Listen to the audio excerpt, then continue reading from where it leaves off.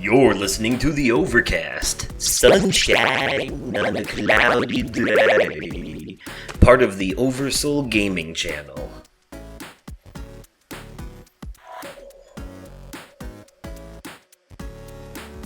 Hello there everyone and welcome to the Overcast, the entertainment podcast focused on fun.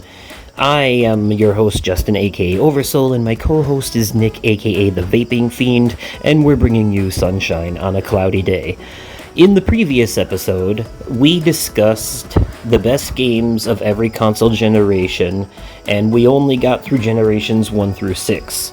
So in this episode, we will be continuing that discussion and finishing it by discussing generations 7 through current and all of the handhelds as well. Thanks for listening and enjoy.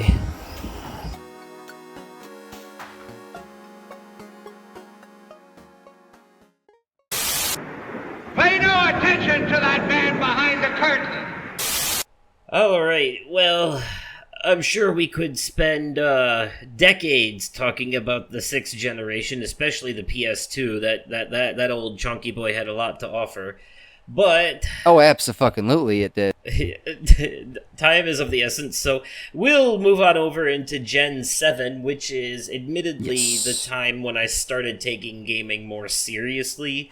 The introduction of achievements and trophies made me more prone to care about things in games that I didn't before, like collectibles and shit. So I started becoming a bit of a completionist. We have the Xbox 360, the PlayStation 3, and the Nintendo Wii here in Gen 7. Now, man, I had 2 of these systems. I had the PlayStation 3, and I had the Nintendo Wii. Although I did get the Wii first, I didn't get my PlayStation 3 till actually right around when Grand Theft Auto 5 came out. I had my PS3 bundled with Grand Theft Auto 5. And I mentioned earlier, in one of the earlier gens, PS2, actually, yeah, Gen 6, PlayStation 2 saw 3 PlayStations. Grand Theft Auto 5 has seen 3 PlayStations.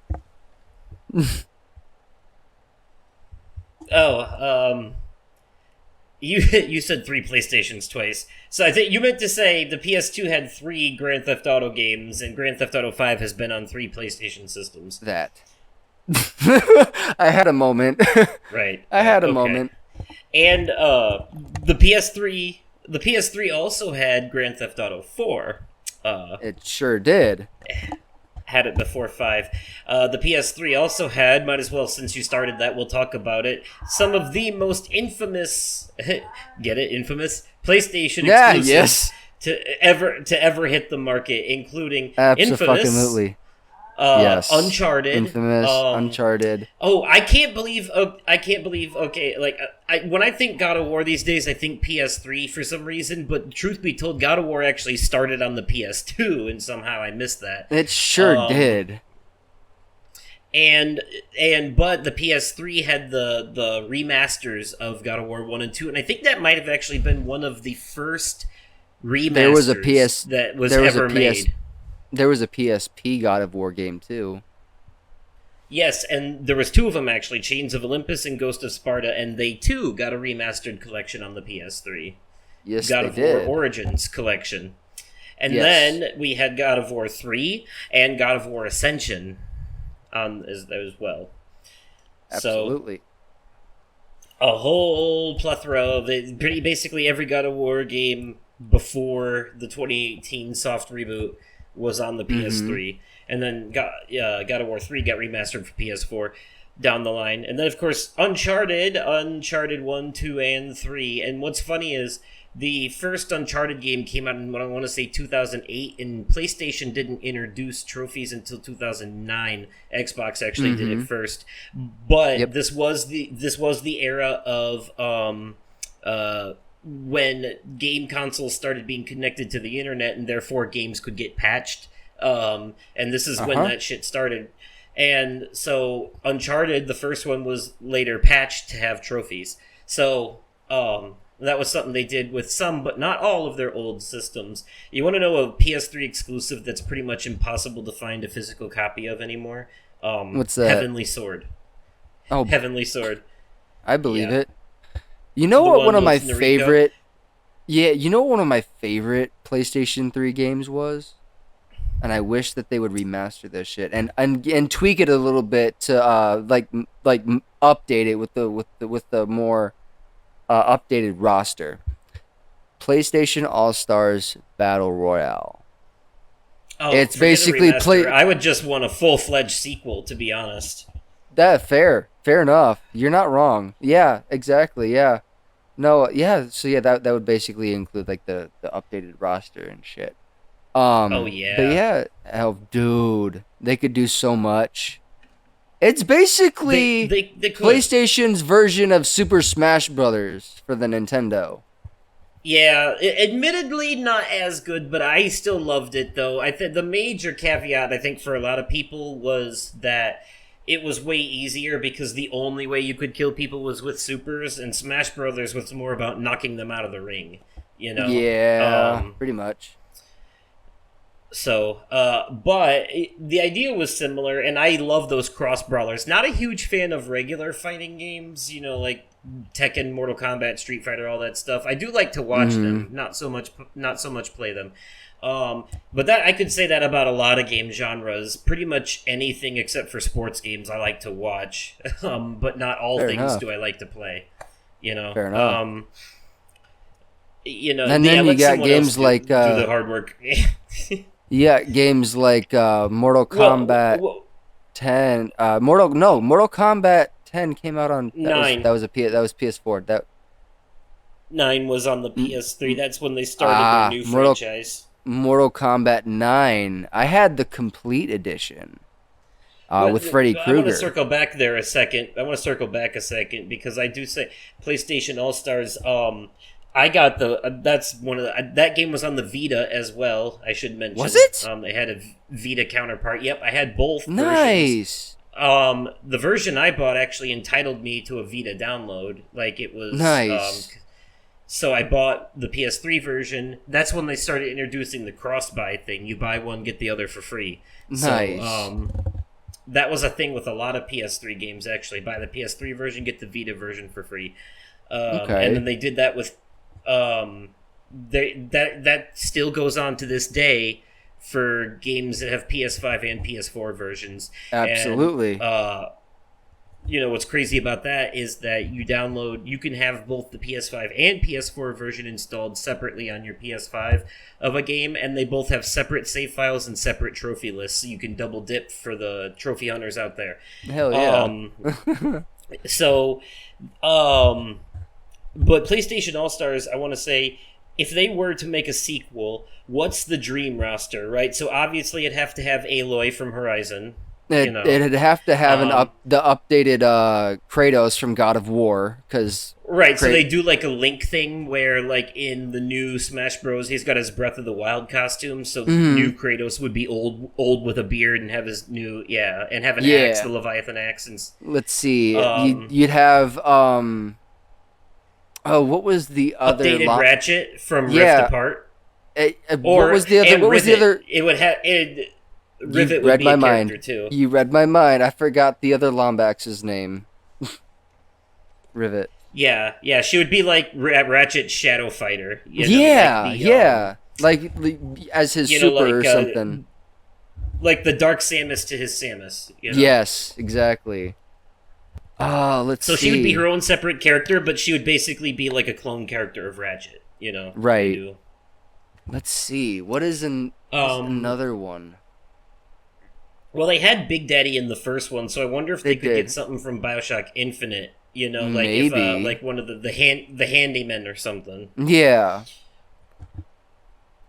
I'm Oh, fuck. Delson Rowe from Infamous Second Son. Yes. Yeah, he would be up. He would actually replace Cole because And these would Cole all doesn't exist after the second game. these would all be PlayStation exclusive characters too. So Well, not all of them, because there were some third party characters in the original, like Big Daddy and Raiden. from Yeah, Metal Gear true. Solid and Dante from Devil May Cry. Fair enough. So, yeah, true. So I'm trying to think what would be... Well, now if they did one, they could have Clive from Final Fantasy 16, since that's an exclusive at the moment. They could have, what's his name? I dare say even Noctis from 15. Maybe even the main villain in Hogwarts Legacy. Maybe. Okay. Is that game an exclusive? It's not. It would I be. think It would be. I do. But PlayStation does have an exclusive level or part of the game that no other platform has. I think they would probably be better off pulling from their closer license first party and like people they're friends with, because for something like that they'd have to give money to WB, you know. That's and fair. they Yeah. I'm not sure if they want to do that for the license. That makes sense. I'm just trying to think. Perhaps Cal Kestis from Jedi Survivor. Yeah, maybe. Jedi Fallen Order. Yeah, hell yeah. If we're looking at possible third party characters in our dream roster, an updated Nathan Drake from Uncharted 4. Yep. Yes, sir. Oh fuck. Oh man. Yeah, I'm just trying to think. There could be. Maybe they could dig into the old, since they're getting like remasters and stuff. Bring in Gex the Gecko. Yes. As a character. Yes. Because he was a PlayStation original. Hell yeah. Pull from the old games. Yeah, some stuff like that. I'm just trying to think. Spyro. Death Stranding. Spyro the Dragon. The main dude. Crash Bandicoot. They're owned by Activision now. That's true.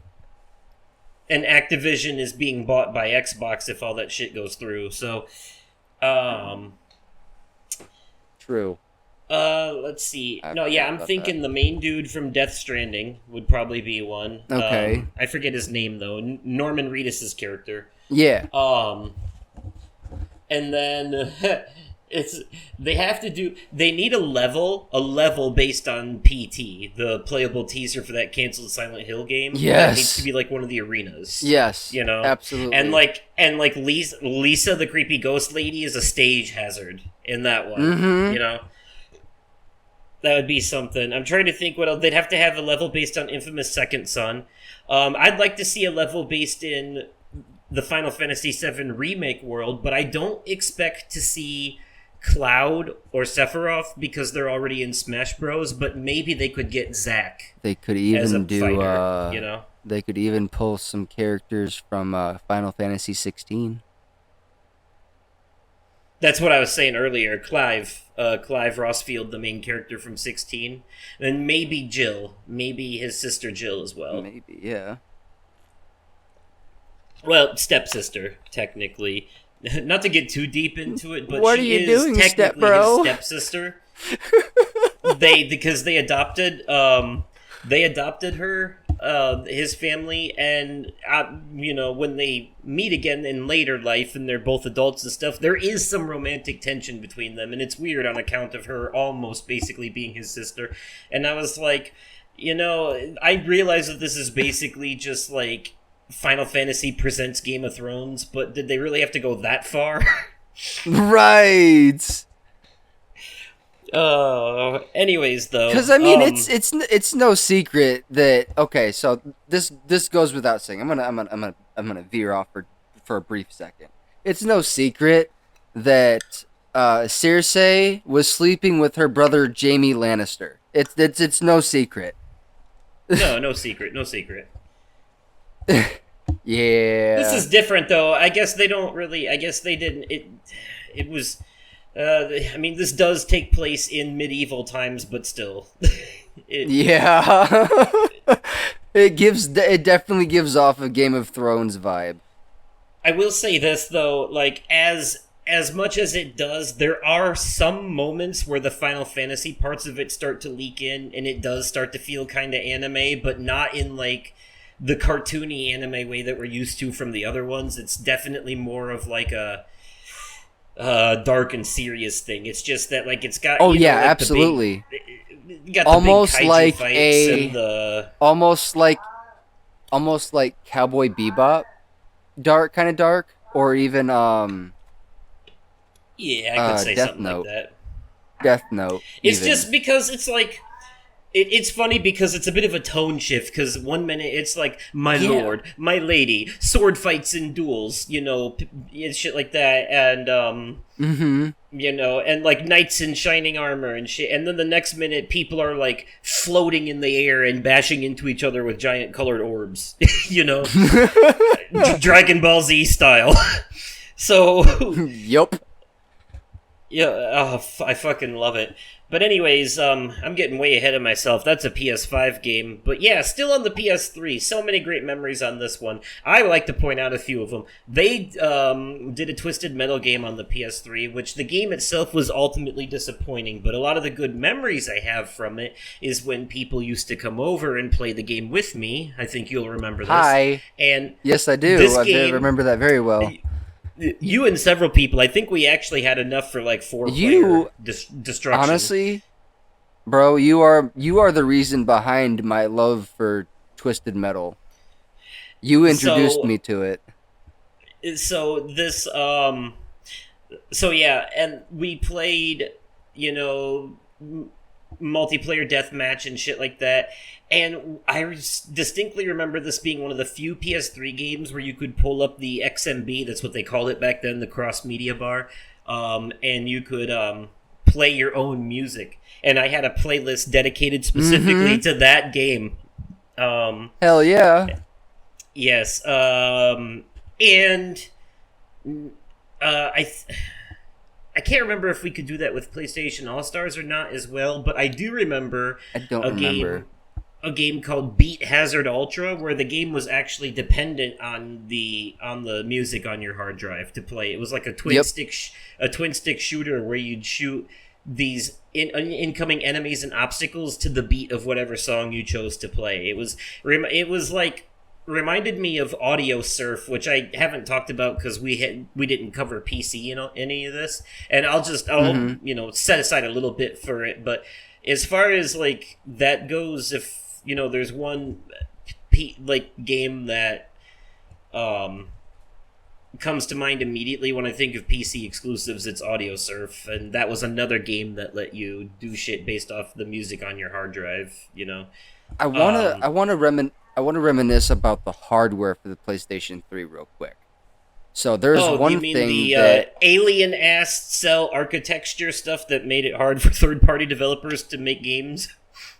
No, I'm talking about the fact that you could go online and pull themes and load them onto your PlayStation 3 and have custom dynamic themes. I miss that. I wish they would do something like that with the PlayStation 5, but people have been asking for that since the PS4. And I think the reason that they don't do it anymore, and they haven't said this out loud, but I have my suspicions, so this is not confirmed, take it with a grain of salt, but my guess is that because people used to make pornographic themes, custom themes. That is exactly why. I guarantee it, because I stumbled upon a couple myself. I may or may not have downloaded them and put them on my PS3, but that's neither here or there. So they, I think they just didn't like that their people were using their characters for some of that as well. Yeah. So, but yeah, it was basically a big copyright licensing mess more than anything. Yeah, pretty much. So. But yeah, the PS3 had open source software way more than it was built on a Linux, like the original PS3s, like the very, very first ones that came out, actually allowed you to install a Linux operating system on it, and then people started hacking the system and jailbreaking it, so they removed that feature later. But makes sense. Yeah. Also, the original fat PS3 that came out that was like piano gloss black that only had like a 60 gig hard drive and it was $600. That motherfucker. And I will admit the PS3 had a terrible launch lineup. It was like 3 games. But Jesus Christ. I think one of them was a Gran Turismo game though. Okay. But yeah, I distinctly remember, though, the big deal with the original PS3. The original PS3 controllers, by the way, were not the DualShock 3. They were the 6-axis. They were, like, very light Ooh. and cheap feeling. They didn't have the rumble in them yet, so that was like holding, like, a basically empty. It felt empty inside, there was no weight to it. But it did have the ability, it did have like the motion sensor thing, right? So one of the first demos they put on the PlayStation Store, which was a new thing on the PS3, was for this game called Super Rub-a-Dub, where you're like tilting the controller to tilt this table around to make the ducks move around, the rubber ducks move around and get them into the goal, around the obstacles. Okay. Yeah, and it was basically just a tech demo to show you how the motion sensor worked on the controller. It was cool. Yeah, so many PS3 memories, especially then they started PS1 classics. You could download and emulate PS1 and PS2 classics on there, and the original PS3s actually were backwards compatible with PS2 games. Every PS3 was backwards compatible with PS1 discs, but only the original launch ones were backwards compatible with PS2 discs. That makes sense. I had the very last PS3. I had the one that had the slide top, which was really nice. I missed that. The Super Slim. Yeah, the PS3 had several. Yes. There was like the original fat version, then there was the slim version, then there was the Super Slim. Yeah. Mm-hmm. Yeah, that was and each one was a little bit better, hardware and yeah, I really miss my PS3. Like, I had so many hours put in on Skyrim on that. It's not even funny, dude. I lost all of that. Yep, you told me before. My ex made me pawn it, and I never got it back. My Skyrim was one of my PS3 Platinums. That was actually the first, like, I distinctly remember the very first Platinum I ever got was Assassin's Creed 2 on the PS3. It was either that or the Saw video game that Konami made that was basically played like Silent Hill, but it was in the Saw universe. Decent games back then, hard to go back to now, but there's memories. Saw and Saw 2 Flesh and Blood were couple games I played on the PS3. PS3 was actually my introduction to horror games. I checked out the demos for games like Siren and BioShock and stuff like that. And admittedly, I was noping out of things super quick back then. But these days,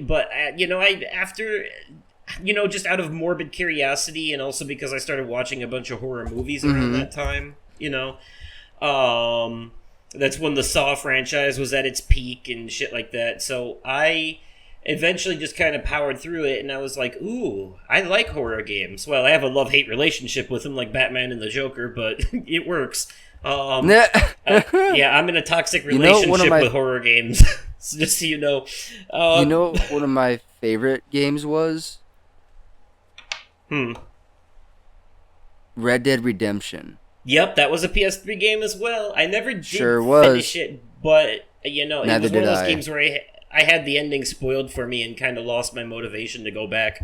But I made it halfway through. I made it down to Mexico in that game, so I liked it. I don't think I even got that far. It was basically like Grand Theft Auto, but in the Wild West.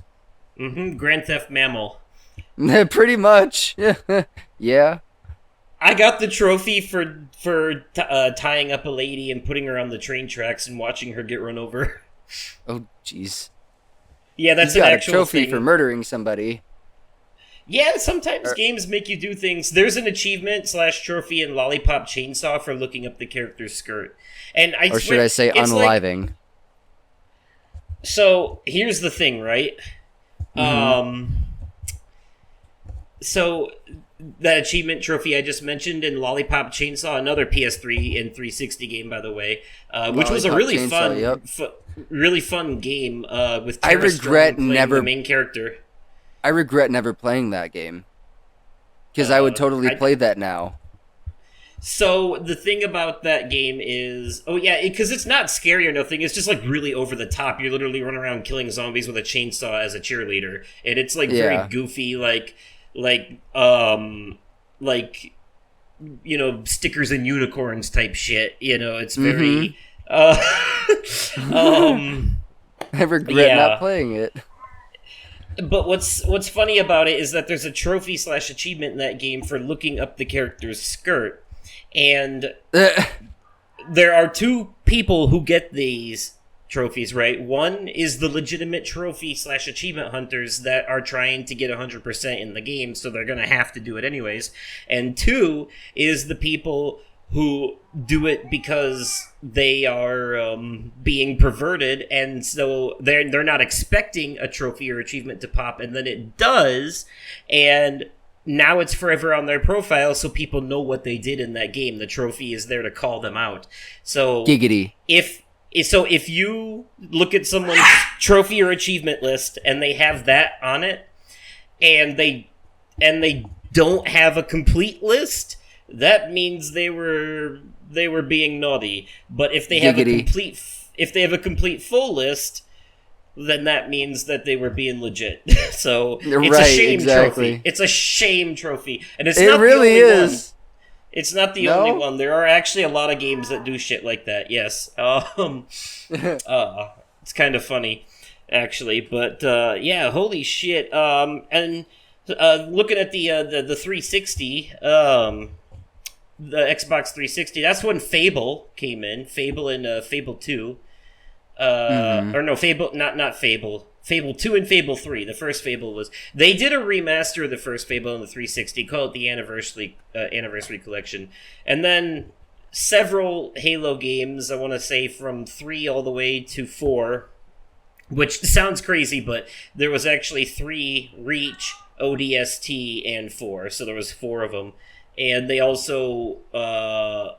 remastered the first one with the I think they called it the Anniversary Collection. So and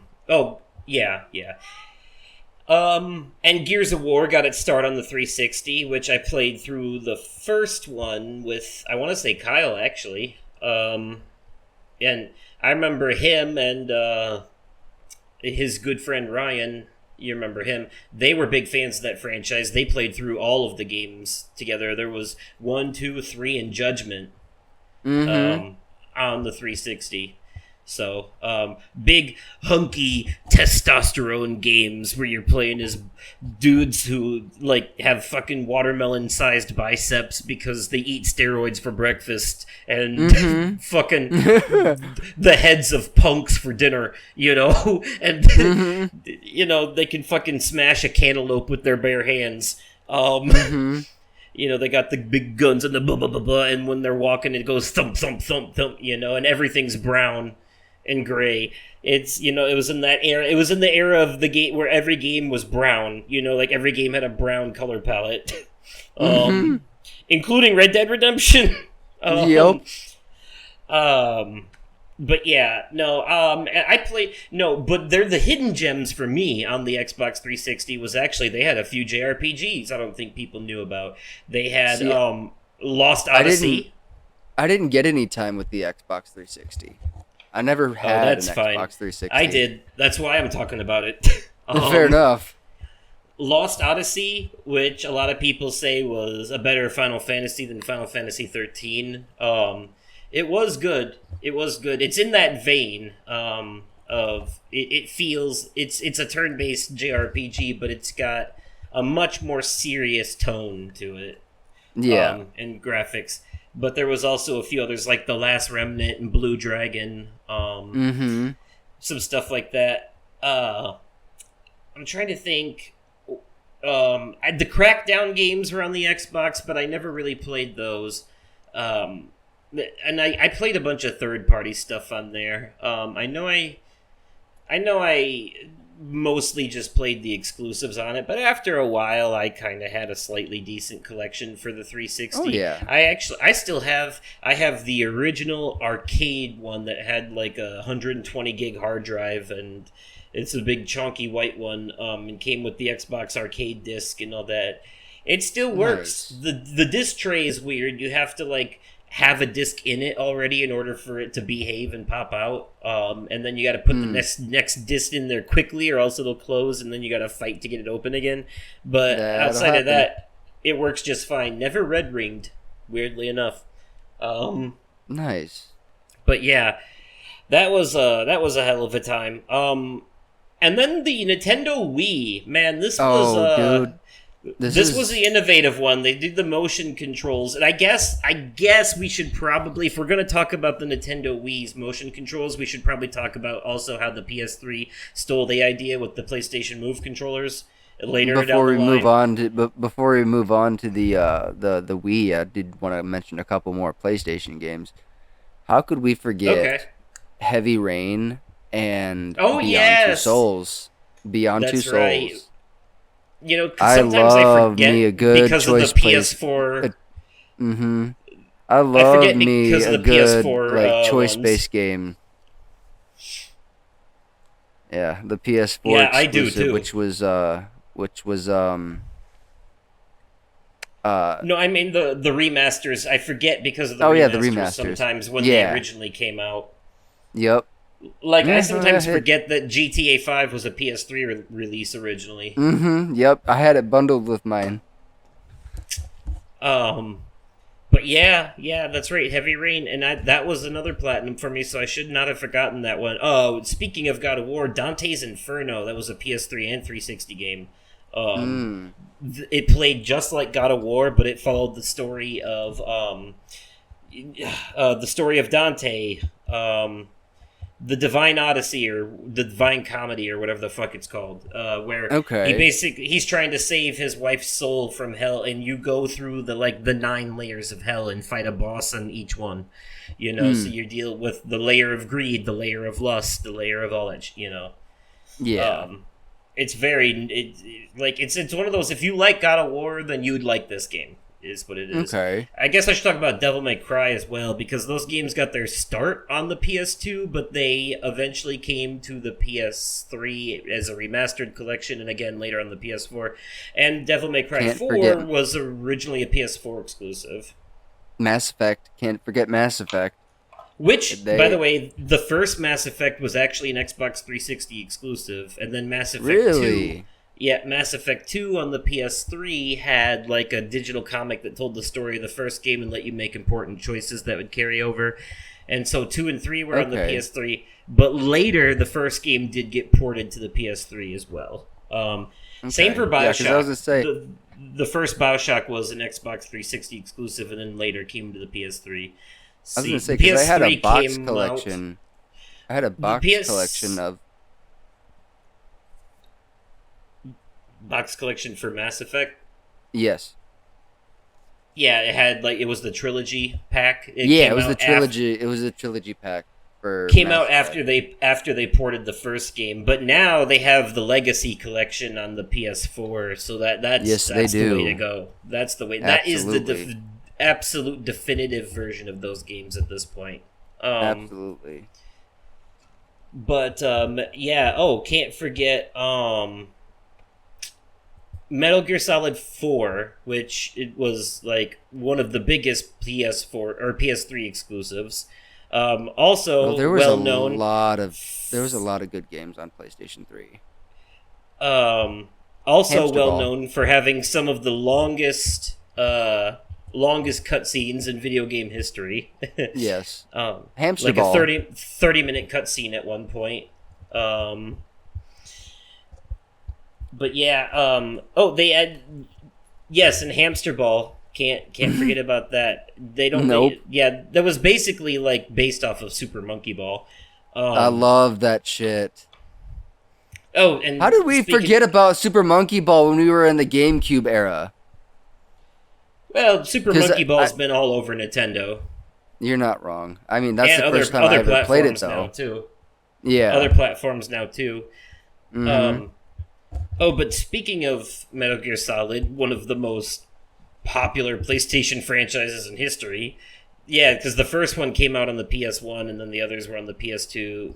2 and 3 were on the PS2. I mean, they had a couple PSP games as well. They all got remastered for the PS3 in a Legacy collection, and they even gave a trophy patch to Metal Gear Solid 4 down the line, and added skippable cutscenes and shit. So that was, Man, I'll never forget that experience. And then they did Metal Gear Rising: Revengeance, which is where Raiden comes from. He's the Absolutely. ninja cyborg, and that was a completely different style of gameplay on that one. But that was in this era, the PS3 360 era. You know what else was in this era is the Deadpool game. Yes, how can I forget about the Deadpool game? Another game where it's hard to find a copy of anymore, but I still have a digital version downloaded on my 360. I still have the digital version on my PS4. It's hard on my PS5 and my PS4. Nice. Hell I forget yeah. there was a PS4 version of that. Yep. But yeah, I guess before we talk about the Wii, we should talk about the Wii's knockoff, the PlayStation Move controllers, because there was a bunch of interesting stuff there. Like the Sports Champions game, where we did like archery and disc golf and stuff like that. I'm sure you remember. Yep, I there was remember. a couple of like point-and-click shooting games, like arcade shooters. And they worked with the PlayStation VR headset. Yes, but that was much later, different generation. True. That was PS4. That's the next one we're talking about. Gen 8. Yeah, and what was I going to say? Bowling and mini golf. Those were two games I played a lot with people that came over when we used those Move controllers. Didn't Heavy Rain work with the Move controllers too?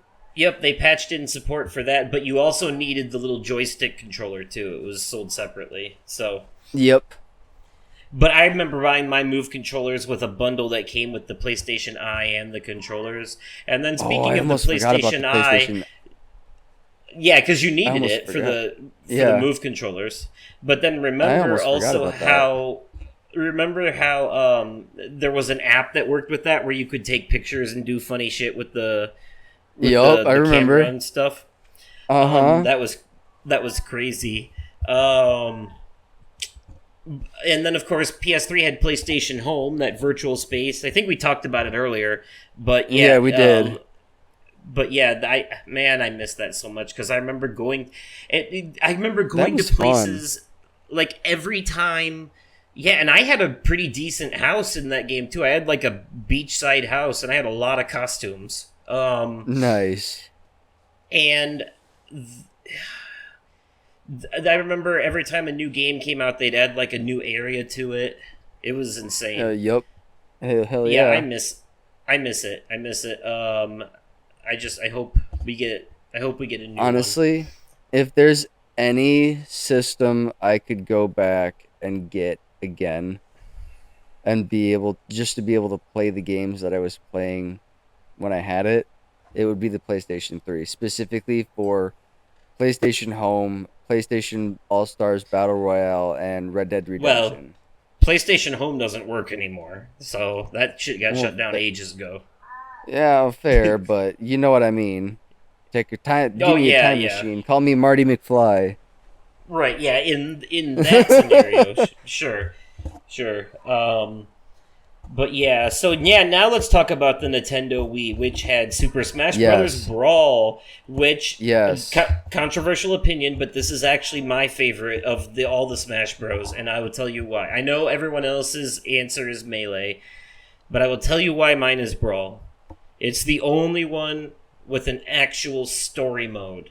With, like, if you played fair enough. Subspace Emissary, how you unlock the characters in this one was you played Subspace Emissary or whatever the fuck it was called.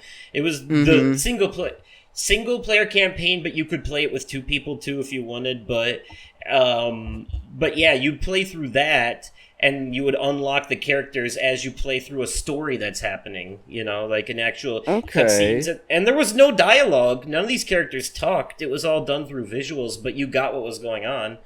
Yeah, absolutely.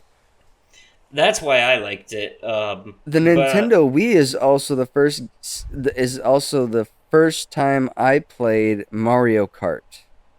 Yep. So Mario Kart Wii, definitely one of the better ones. But of course, now we have Mario Kart fun. 8, which is by far the best one.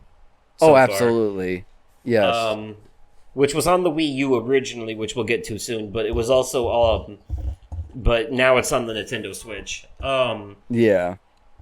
And yeah, um,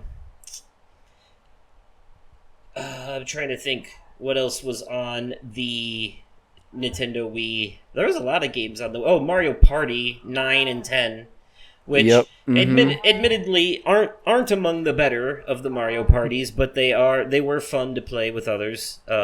There was a game similar to Duck Hunt that I had for Nintendo Wii called Chicken Shoot, and and you had to buy the. I had some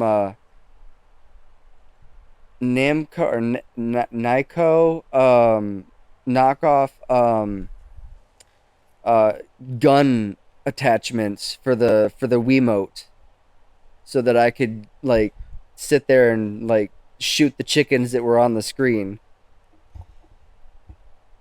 You know, my favorite Nintendo Wii exclusive would be The Legend of Zelda Twilight Princess. By far my favorite Zelda game of all time. It had, because it had like a more dark thing to it, you could turn into a wolf. I don't know, I just like the tone and vibe and gameplay of it, not more than anything.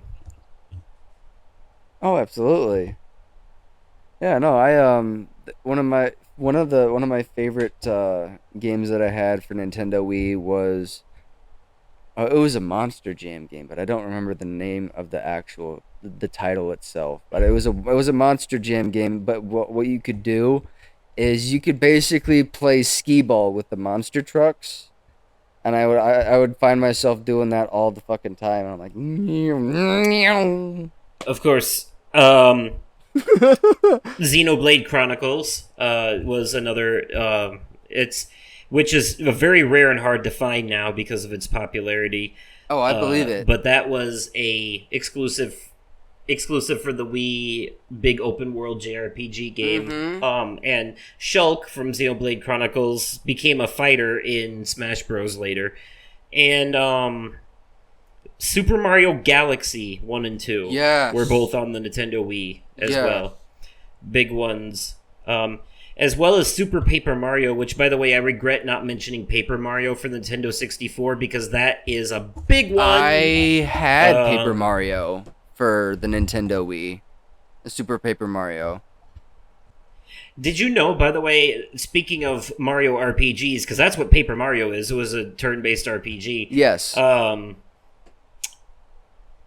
Did you know that the Super Mario RPG that Square Enix made for the Super Nintendo back in the day that played like a Final Fantasy game with Mario characters is getting a remake for the Nintendo Switch? Ooh. Nice. Yeah. So, of course, you're going to talk about the Wii. You have to talk about Wii Sports because that came with it. Oh, Everybody absolutely. played Wii Bowling. Everybody... That was the Nintendo Wii. It was admitted that was the game that got your grandparents into gaming. My dad was the queen of 99 pins. Like whenever we would do the 100 pin. This was Wii Sports Resort, so it was whenever we would do 100 pin bowling, he would always miss one pin. So he ended up earning the nickname the queen of the 99 pins. Holy shit! Yeah. Yeah, and there was a baseball and tennis and Oh, what else? They had. Yeah. I think they had archery. Archery was another fun one. There was but you needed the nunchuck with that to do that. Yep. So there was a boxing game on the Wii called Punch Out, and wasn't there boxing mini games in the sports Wii Sports stuff too? Yep, I remember that. I also remember one. And Okami, which was also Okami, which was also on the PS2, but played better on the Wii because of the drawing mechanic. That was one, like cel shaded graphics where you play as a wolf with a magic paintbrush. Now you know how much of a Disney nut I am. Yes. So obviously I have to talk about Toy Story Mania. Oh, okay. I thought you were going to talk about Disney's Epic Mickey. No, I mean I had that one too. I didn't get much time with it because I think it was a rental. Okay. But no, Toy Story Mania, and I have to mention the fact that I also got the experience of doing Toy Story Mania at Walt Disney World, and it is exactly like it is on the Nintendo Wii. Only you're Okay. in a moving cart that moves around to different screens, and whenever you're prompted to pull the string on the cannon, it shoots digital, or like it shoots animated balls up onto the screen to knock the shit off.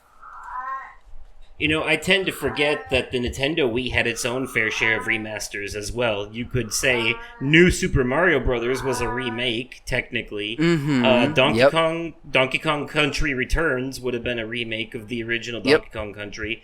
Didn't they have Metroid a Prime Trilogy was a remastered collection. Didn't they have a Super Monkey Ball on the Nintendo Wii too, or was it? I think they did. I don't And think also, I had that one. I wonder how many people know this. Now, you had to have a GameCube controller plugged into the Wii for this to work, but you could put GameCube game discs, even though they were small, in the Wii, and it had a separate slot inside to read them. Uh-huh. I was really excited about that. It also had an online store where you could buy and download virtual console games. I know because I still have my Super Mario Kart 64 and Paper Mario and a couple other things on there. And of course, when I bought the Wii U, I transferred all of my Wii stuff to the Wii U because it was backwards compatible. So, that was crazy. So, from the Xbox 360, PlayStation 3, and Wii generations, let's talk about. I guess we'll talk. I can say off the top of my head, I'll just knock out the 360 one quick since I did this. Obviously, the three most popular franchises on there would have been Halo, Fable, and Gears of War. And yes, if I would have to say my favorite game, my three favorite games from it would probably be Fable 2, Lost Odyssey, and Halo Reach. Okay. For the PS3, ooh man, this is a toughie. I would argue it is a toughie. Most popular games among the public and critics would probably be Uncharted 2, God of War I agree 3, with that. Yes. And it's either got to be Metal Gear Solid 4 or one of the Killzone or Resistance games, which I failed to mention, by the way. Mainly because I never played them, but they were exclusives as well. Fair enough. Killzone and Resistance were very big. I'd have to agree with that. My top three for PlayStation 3 would have this is your personal, right? Because I was doing what I think. My personal favorites, I would have to say PlayStation All-Stars Battle Royale.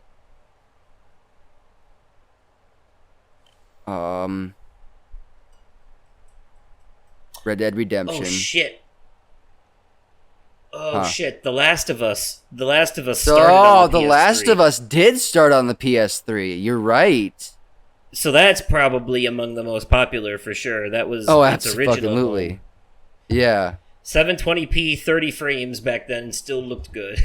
Yeah, and my second game was Red Dead Redemption, and then I'd have to say my third favorite, hands down, South Park: The Stick of Truth. Oh yeah. I guess that did start over there. It got remastered on the PS4. Did. That's where I played it, I think. Yeah, I actually ended up pre-ordering it from GameStop. One of the two games that I've ever pre-ordered from GameStop was South Park: The Stick of Truth for PlayStation 3, and then I went and pre-ordered Batman: Arkham Knight for the PS4 at GameStop. PS3 was where I first played Final Fantasy 13, and I'm one of the few people that liked that one. They they also had an underrated RPG called I can't remember. Trinity Souls of Zillow. That's what it was called. And I had one that I lost now, but yeah, the Kingdom Hearts franchise, even though it got its start on the PlayStation 2, did get remastered for the PS3, remastered collections. Yep, that included sure the did. PSP games as well. The Mhm. PSP and DS games. Yes, Um, sir. Final Fantasy X got a remaster collection on there too, 10 and 10 too. With 10 being my favorite, so of course I was all over that right away. Yes. Um, but yeah, holy shit. Yeah, PS3 also had that folding at home program where they were like doing research into like cancer research, and you could just like let it run Mhm. at when you were sleeping at night, and it would like the data. It was basically helping them with data somehow by working as Mhm. a server. That Yeah, was around the that time was interesting. PlayStation 3 was around the time the PlayStation Network got hacked too.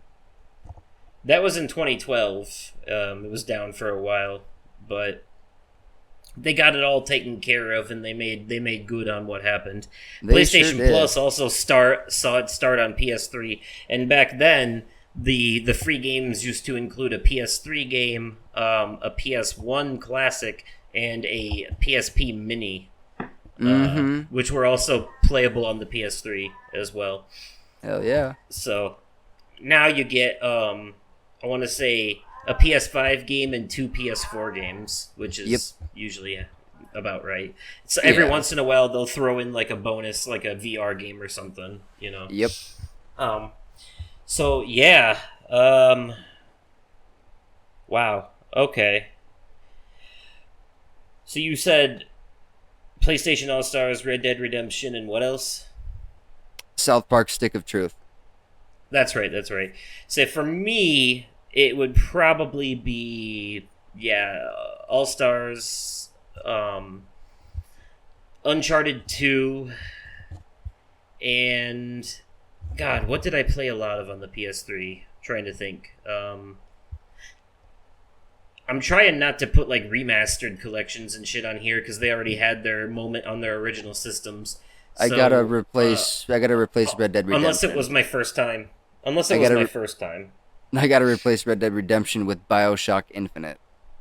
You know what? That's fair. But I played that one on the 360, but I would have to agree that that was among one of the. See, admittedly, and I know you're a big GTA fan, but both of those games came out in 2013, Bioshock Infinite and GTA 5. Mm-hmm. Bioshock. GTA 5 won the official game of the year that year, but for me, it was Bioshock Infinite. I thought Bioshock Infinite had a Game of the Year edition, didn't it?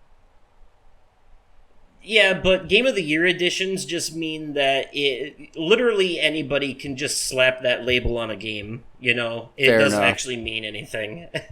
um, and often it just means that like somebody said it was their Game of the Year, like IGN or some shit like that. Oh, the only official Game of the Year is the one that happens at Jeff Keighley's Game Awards. Everything else is just a personal thing. You know, like everyone has their own separate thing.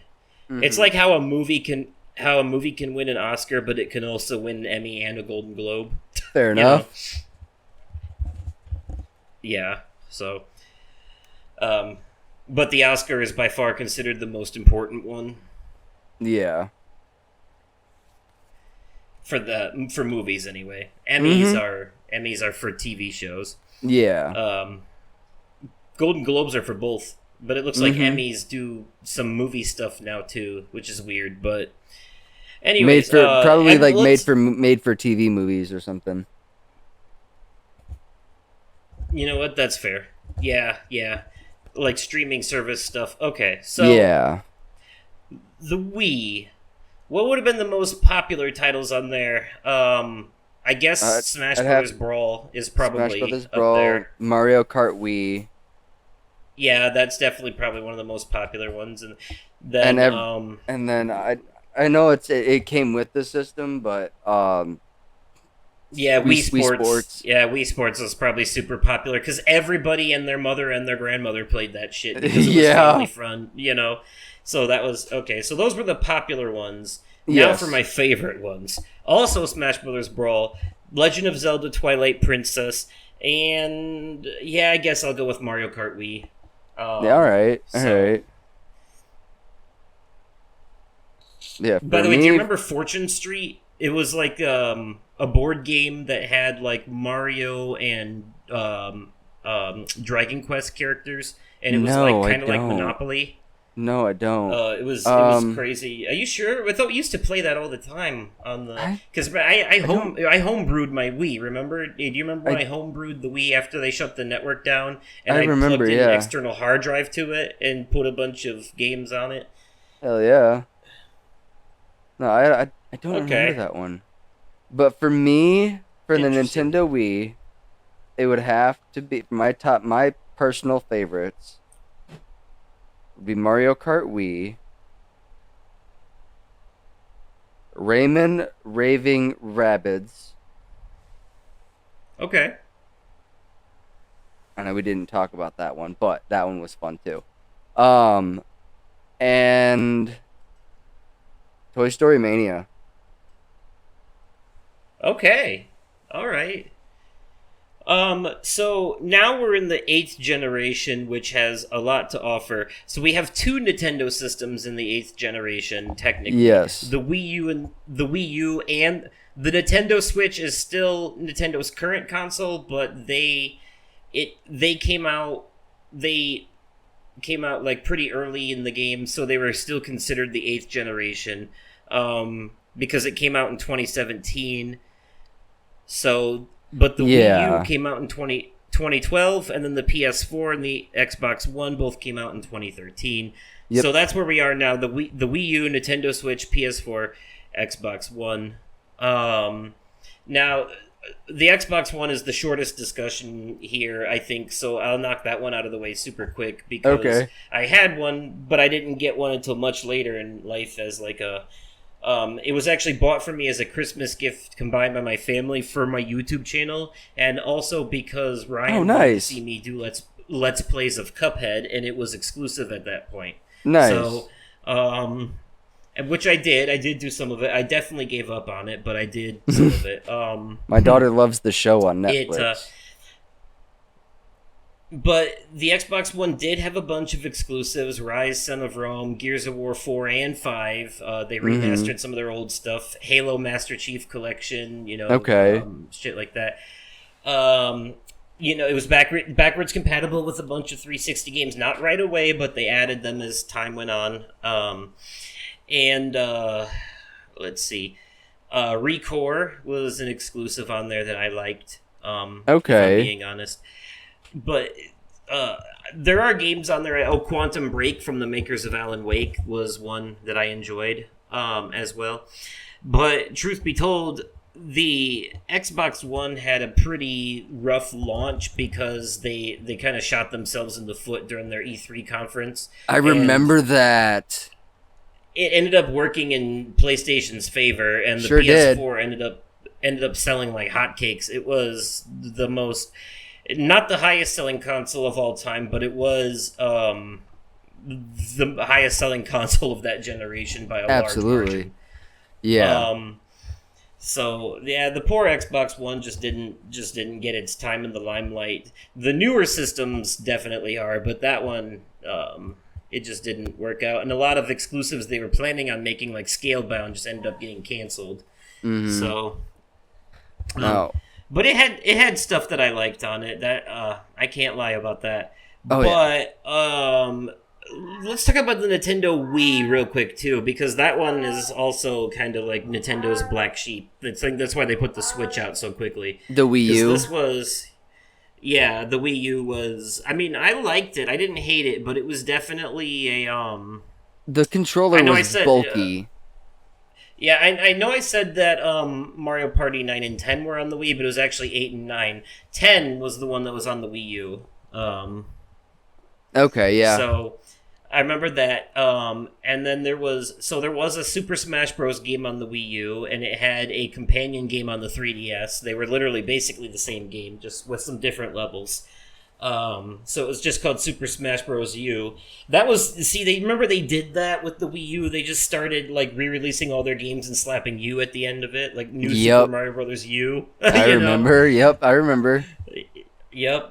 And then of course they still had the Miis, and so they were the Wii U Miis. Yeah, I remember we were making jokes about that at one point. Yeah, it was nuts. The Wii U, the Wii U and the Xbox One did not really do well this generation. They made it way too easy on the PlayStation. Um, like way too easy because the PS4 was the time where they started coming out with absolute bangers in terms of narrative-based games. Yeah. But also on the Wii U, we had, I think this is when Bayonetta became exclusive to Nintendo because they saved it. So Bayonetta 2 was on the Wii U. They had a bunch of games that tried to take advantage of the Wii U gamepad. Like they had Zombie U, where like you could like see the map on your controller, or they had like a Fatal Frame game where you'd use the Wii U gamepad as the camera. Mm-hmm. I'm trying to think. Did they have a Pokemon Snap? No, they didn't. No, that didn't come till later. There was a Pokemon Snap game on the Switch. But I'm trying to think. There was another one. Oh, they remastered Zelda Wind Waker on the Wii U. They had Donkey Kong Country Tropical Freeze. Okay. Was on there. I think there was a couple Kirby games. Legend of Zelda Breath of the Wild, fun fact, was actually released on the Wii U and the Nintendo Switch, but the Wii U version ran like shit. I bet it did. But the Wii U did have some virtual console stuff, so you could play Wii games on the Wii U. It was backwards compatible, but it also had a virtual console that included not only Super Nintendo and Nintendo 64 games, but also like Game Boy Advance games and stuff like that. Yeah. That you could play on the Wii U screen. Okay, I'm going to backtrack a second. Because I know that there was an attachment that you could buy for the GameCube that you could put underneath of it and play Game Boy games on the GameCube.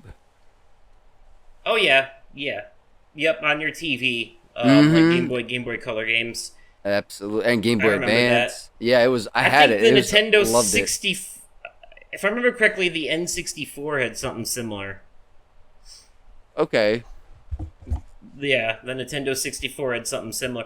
Actually, I think the Nintendo 64 had it so you could do Game Boy Color games, and the GameCube added the Game Boy Advanced support to that. Okay. So, yep. But anyways, yeah, the Wii U was the introduction of Mario Kart 8, I want to say. And then, of course, that got re-released as Mario Kart 8 Deluxe on the Switch. But I think Mario Kart 8 might actually be among my favorites. It was the main reason to own a Wii U at the time, if you ask me. Fair enough. Yeah, so it was just worth having. But anyways, the bread and butter of this generation was the PlayStation 4. Yes. And we'll talk about the Switch too, but I want to go through the PS4 first because it came out first. Mm-hmm. And holy shit, it had an interesting launch title. One of the first games on it was Knack, which got memed to hell. I love that game.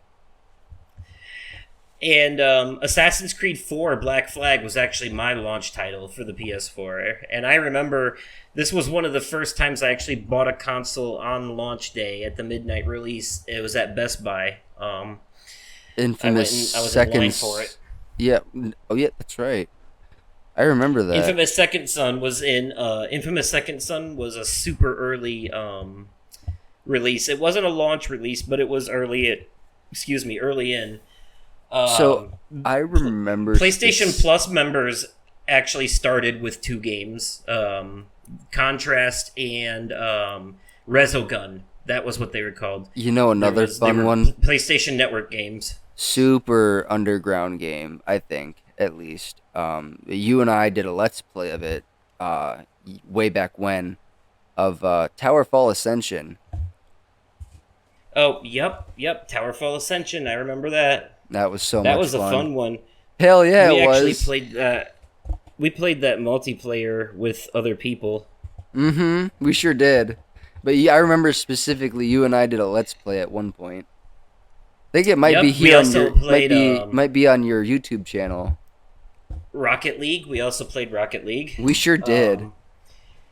And then we Yeah, did the PlayStation 4 was actually where I got my start with Let's Plays, because they had all those social features where you could live stream directly from the system and stuff like that. So it got me started. I think we even did a Let's Play of Goat Simulator. Did we do the first one? I don't think we did the first one. I know we played it together. We might have played it, but I never recorded the first one. But yeah, the PS4 also had one of the first live streams I did, which is lost to time now because it was on Twitch and I didn't archive it, but it was Outlast, when it was free for Plus members, the first one. Dude, I couldn't get through Outlast. Like, I tried doing a broadcast on Twitch, and it the first time I got a jump scare was when the dude that dropped, when you first walk through that door and dude drops down from the ceiling. I let out a blood-curdling scream that I didn't think was possible. You also tend to be super extra with that stuff on account of amping yourself up too much. You're not wrong. But another one that I did a little animated bit of a Let's Play or I did a little bit of a broadcast on with was Until Dawn. That one was fun. I love that game. That's got to be in my top 3. For PS4, that's in my top 3. That's a choice-based one, and that's when they started doing the choice-based games that were more horror-focused, where it felt kind of arcadey in a sense of like, let's see who can keep the most people alive. Pretty much, yeah. It became a challenge for me, and that's kind of where my Let's Play thing started, because like after watching, several friends and family play through that game, I needed more, so I watched Markiplier play it. And then watching him do Let's Plays kind of got me into it, and I ended up doing Soma was the first true Let's Play on my channel. Yeah, used the live stream. I remember actually sitting at your apartment while you did the Let's Play. That was fun. Looking back on my archive videos, I distinctly remember this because you're actually in one of the videos, having come in and watch. It wasn't Soma that you were there for, it was Resident Evil Revelations 2. That's right. Okay, that's right. But I remember, man, looking back on it now, though, my reactions then compared to my reactions now were way over. It just goes to show that you can become desensitized to horror games if you play them long enough. Like, after a while, because back then, I was all, like, cowering and like, oh god, and then the thing would come at me and I'd be like, ah! And, I remember. But and I would have reactions akin to yours right now, but then, back... But now I smart off to the game, and I still get jump scared every once in a while. I mean, you've been watching The Devil in Me, so you've seen it a couple times. You sure have. And in the reactions and highlights, and the real good ones will still get me. But for the most part, I've become a lot more brave when facing these games, and I usually kind of mouth off to it, often to my own detriment. But bro, it's just become. I'm gonna go off track. Less horrifying. I'm gonna go off track for a second, bro. I remember when I was sitting at your apartment one day. We were watching. What was it? Django Unchained, and I'm sitting in the orange chair, and you come up next to me and behind me by the lamp, and you scare the ever living shit out of me. Oh, I remember that. I didn't even make a noise or anything. You did it. My head was right. I just slowly poked my head up, and I was just sitting there, bro, with a creepy smile on my face, I was waiting for you to see me in your peripheral. I just looked over, and I was like, what the fuck? Yeah, man, you jumped out your skin. One of my favorite things to do, actually, on the PS4, you remember Deacon, was to have him play games in the VR, like horror games. Yes! And his reactions were so good. Like, I thought funny. Your reactions were bad, but this man, he was playing The Inpatient, which is a horror game that takes place in the Until Dawn universe. Okay. And he there was this one nightmare sequence where there's a very random jump scare. Like there's no build up to it whatsoever. You're just walking, and all of a sudden, out of nowhere, it's like blah. One of my most famous reactions and highlights clips that's edited in with Metal Gear Solid Game Over music is from that part. And when Deacon played that part, he jumped so hard, he threw his controller up in the air. It did a couple of back flips and then landed directly on his head. That's funny. Yes. I had like a compilation, because remember, if you had the PlayStation camera hooked up, Until Dawn would record your reactions to certain jump scares. Yes, so I have absolutely. my sister in some footage and Deacon in other footage, and their reactions couldn't be more different. Her reactions are mostly like, whatever, and his reactions are like, whoa, schmorgy dorg. Yes. Yes. Yeah, it's like he turns into a fucking Muppet with his arms wriggling in the air and shit. Yes. Kermit the Frog ass. It's not easy being green. It was funny. But no, yeah, the PS4 had so many good offerings. Uncharted 4 was on there. This is where we got the God of War reboot. 2018 God of War came on there. Spider-Man. Yes. Spider-Man, the PS4 game.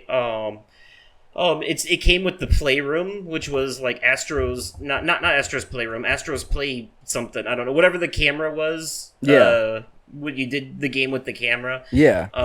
It had the little Astrobots, or it was just called The Playroom. I think it was called The Playroom. But eventually they had to like stop the ability to stream that game because people were doing naughty things on the camera. They sure were. I remember seeing that shit.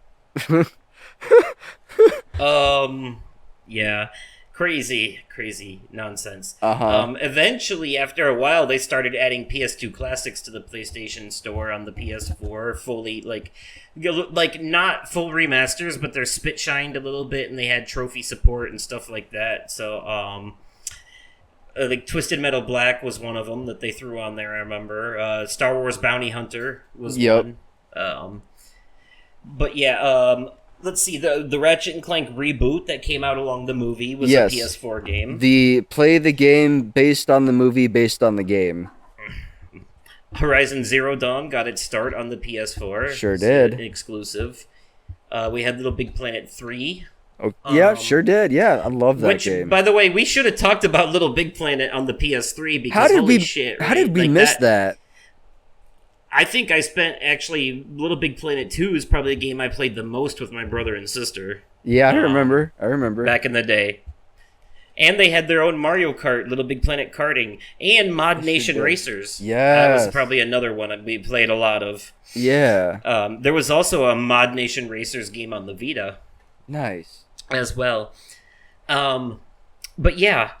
So, oh my god, I'm trying to think more PS4 games. Killzone Shadowfall was on the PS4.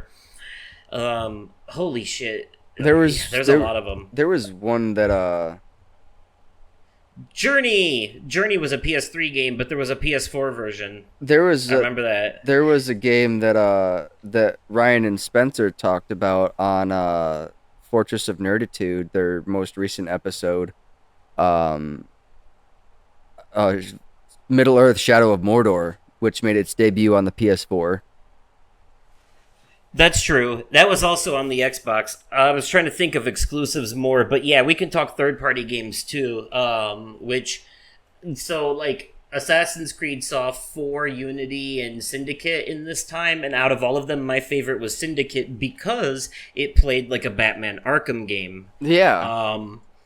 Which was another thing, and so did Shadow of Mordor, if I'm being honest. Yeah, the Shadow of Mordor, it definitely had the combat from the Batman Arkham games. That's another series of games I love too, the Batman Arkham, which was on the PS3, but again, remastered for PS4. Yes. The Batman Arkham collection. So, and then of course we had Arkham Knight as well. Arkham Knight. Arkham Origins remains a PS3 game though. I remember pre-ordering Batman Arkham Knight at GameStop. It was the one and only midnight release party that I went to, and they had pizza for everybody. They handed out the games at midnight, and everybody that pre-ordered got the Scarecrow expansion, the Harley Quinn story expansion, and I think there was one more, Red Hood expansion, for everybody that pre-ordered. It came with a little slip of paper that had a code on it where you could redeem it. Oh, nice. Yeah.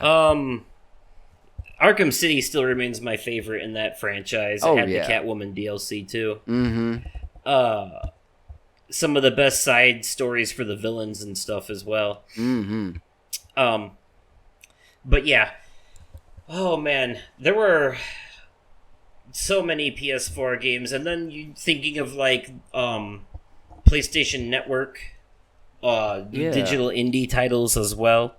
I want to talk about one of the DLCs that they had for Rocket League real quick. Oh yeah, Rocket League. Rocket League, yeah. I have Bloodborne. Bloodborne is a PS3 or PS4 exclusive, and that is a Souls, like one of the most popular Soulsborne games. for the DLCs for Rocket League. I have the DeLorean from Back to the Future. I've got the Rick and Morty. I don't even think that was a DLC. I think that was just they had added some Rick and Morty in-game content for it for PlayStation. I also have the Ecto 1 from from the most recent Ghostbusters movie. I have the Ben Affleck Batmobile from the 2016 Batman. I also have I don't know why I wasted money on this, because it just looks like a regular car. The Robert Pattinson Batmobile DLC. Okay. Yeah, I it just looks like a regular car. I don't know why I wasted money on it.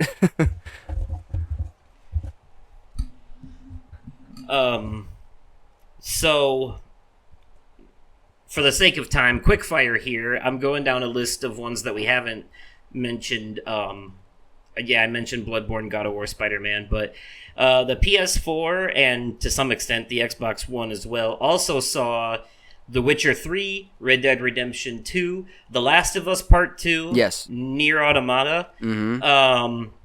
Persona 5 Royal, one of my favorite. It was a PS4 exclusive, but it's on the Xbox now as well. And of course, the original Persona 5, Metal Gear Solid 5, Monster Hunter World, the Resident Evil 2 remake, Ghosts of Tsushima was an exclusive, got a PS5 version too. Final Fantasy 7 remake, kind of a big deal when it happened. The remastered version of The Last of Us. Digital game, What Remains of Edith Finch, which is one of my favorite indie games of all time. Okay. Elden Ring was on the PS4. I didn't realize that. I thought it was only on the PS5. But yeah, Overwatch, Death Stranding came out in 2019. Got its start there. Dreams, which was the next Media Molecule game after they were done with Little Big Planet, where people could make their own games inside the game. Concrete Genie, one of my favorite indie games as well. Okay. Sekiro Shadows Die Twice, Titanfall 2, Rise of the Tomb Raider, Dishonored 2, Devil May Cry 5, Control, Uncharted The Lost Legacy, sequel to Uncharted 4, Mortal Kombat 11, Doom, and Doom Eternal, Mass Effect Legendary Edition, mentioned that, Dark Souls 3, Dead Cells, Yakuza, Undertale, Wolfenstein 2, Neo, Shovel Knight, and so on and so forth. Also, the Shadow of the Colossus remake. Can't forget about that, because that was a big PS2 game back in the day. So, I probably I mentioned Nier Automata on here, which is a really, really good game, but I think the original Nier is criminally underrated, and that was a PS3 game. Can't forget Dragon Age Inquisition.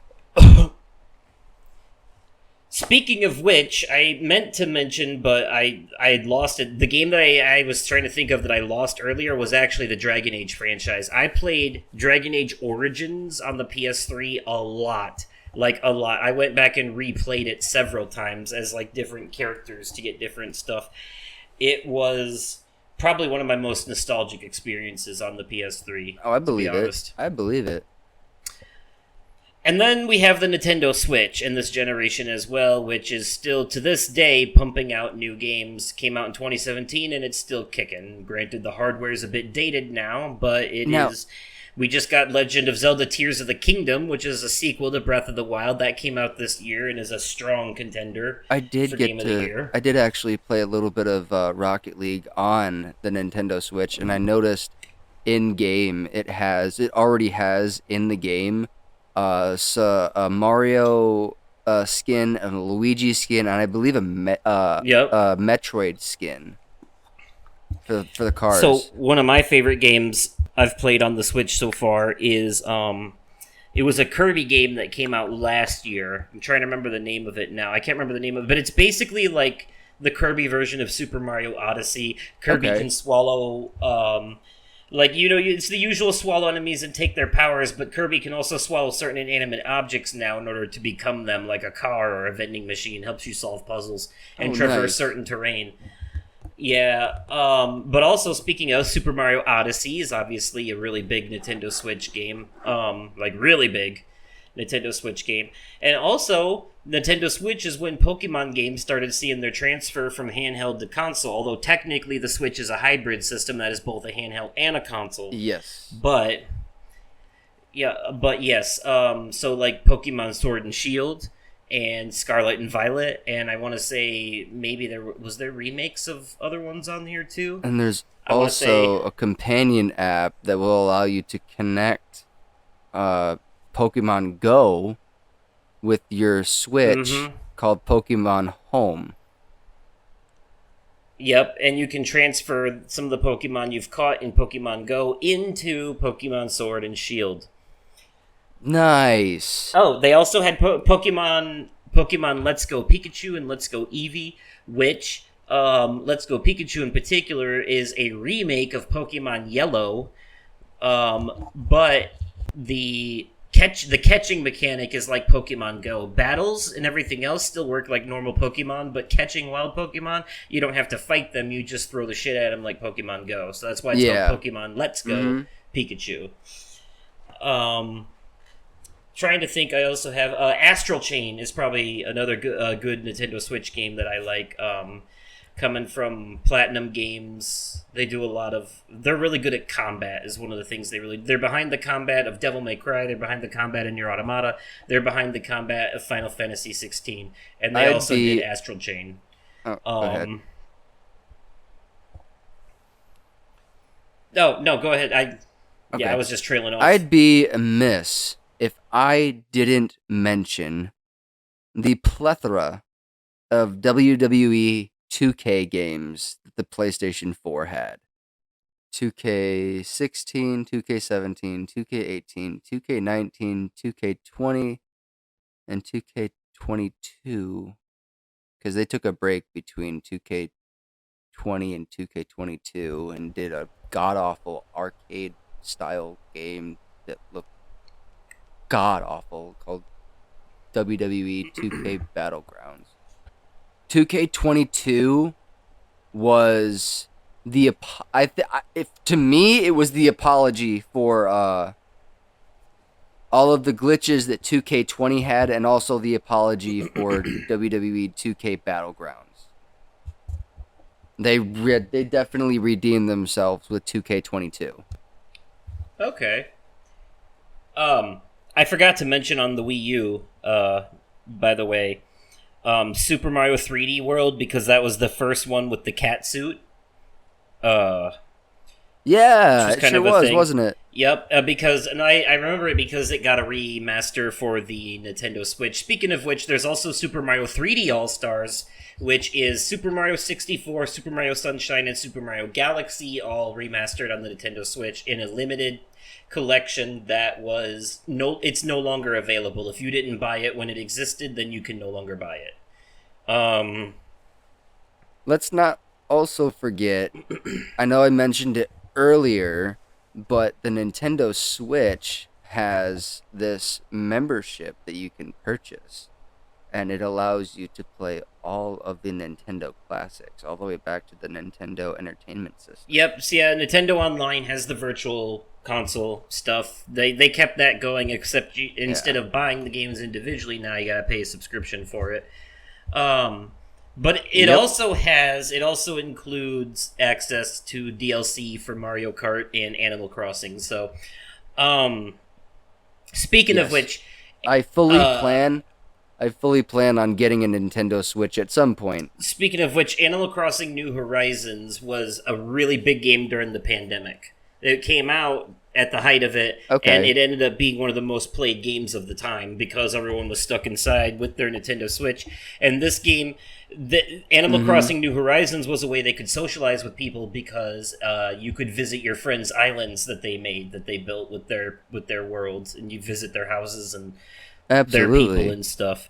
So, Splatoon, a Wii U and Switch game, as well, multiplayer shooty inky stuff.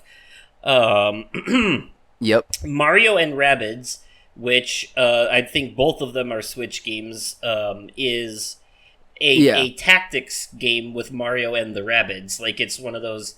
Combat is like grid based or similar to XCOM.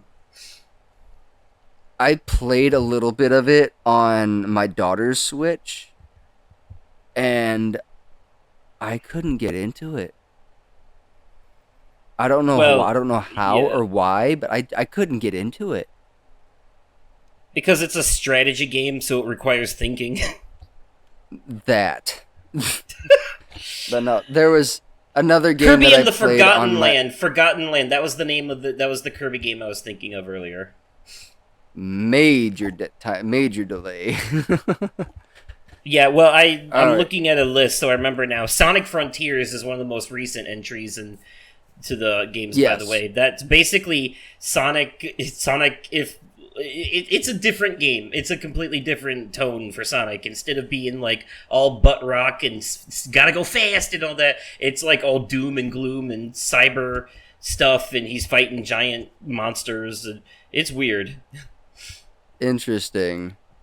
We also the Nintendo Switch also has Pokemon Legends Arceus, which is the new style for the Pokemon games, where it's now more of like an open world thing, and Pokemon roam around in real time, and you can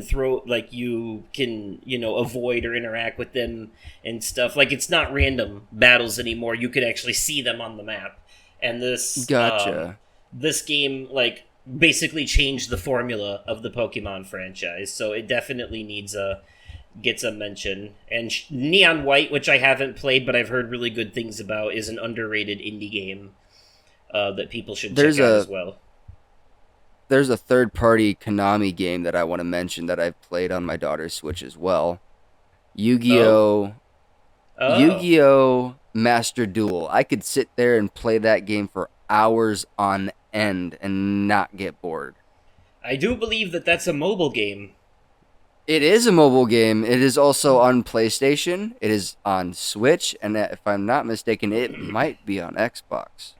Speaking of mobile games on the Switch, there is one I like called Elder Scrolls Blades. It feels a lot like Skyrim. Okay. And now, Ryan will kill me if I don't mention Hades and Hollow Knight. Okay. They're both, they're on other things too, but I think they both got their start on the Switch, and they are very, very highly regarded games for people who are fans of... Hades is a roguelike, and Hollow Knight is a Metroidvania. And people who like those games, those are considered among some of the best ever made of those types. So, Luigi's Mansion 3 is on the Nintendo Switch. Yes. As well. Mario Party Superstars, which is my favorite Mario Party of them all. You've played this with me on my Switch. Yes, it is I have. A culmination of all the best quite recently boards. Too. It's a collection of all the best boards and mini games from every Mario Party ever in a new game.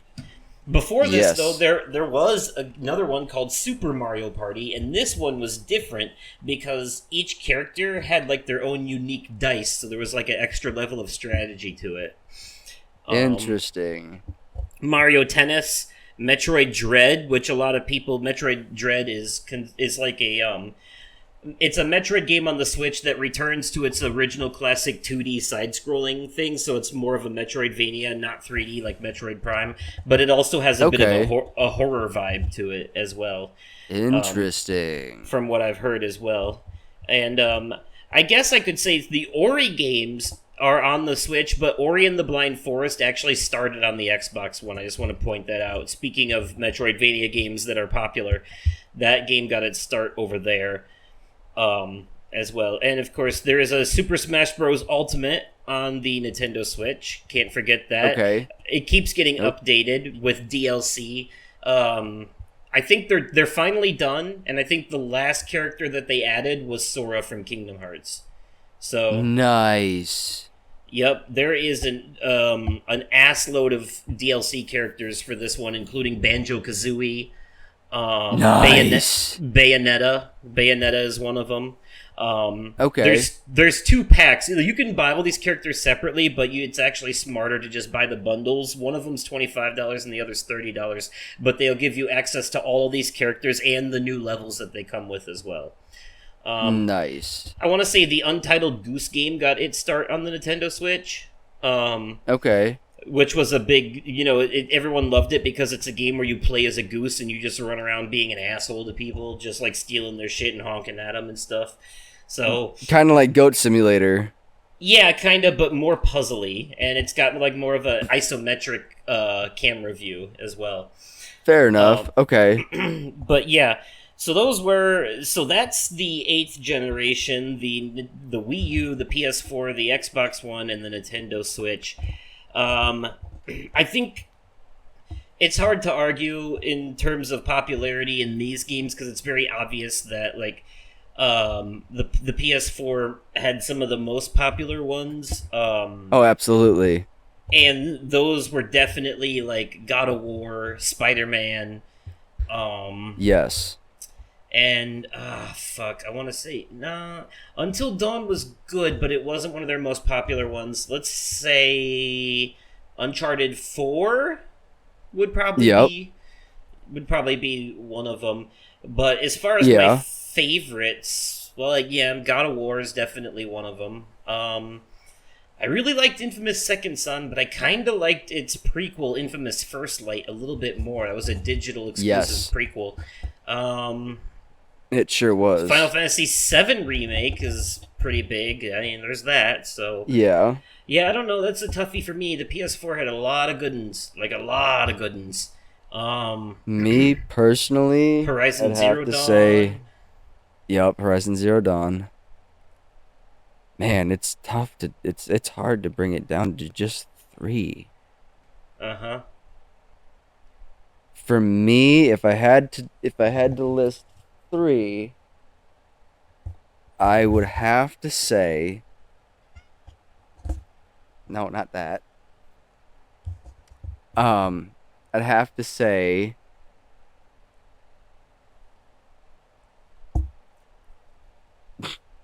Nibbler, get out of my face. Get your butt out of my face. She just came out and sat in my face. Of course.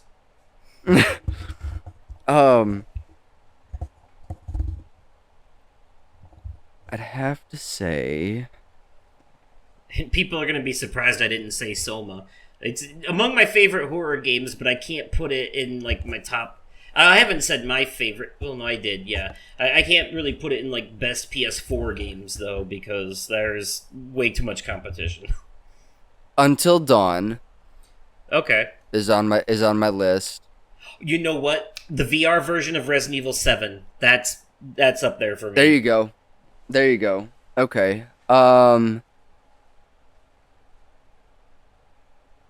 Until Dawn.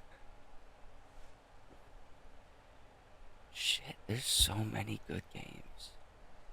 Speaking of which, special shout out to Until Dawn Rush of Blood, another really good PlayStation VR experience, riding a roller coaster with the PlayStation Move controllers in both of your hands as they are guns that you use to shoot the things. An arcadey rail shooter with jump scares. It's like a haunted carnival ride.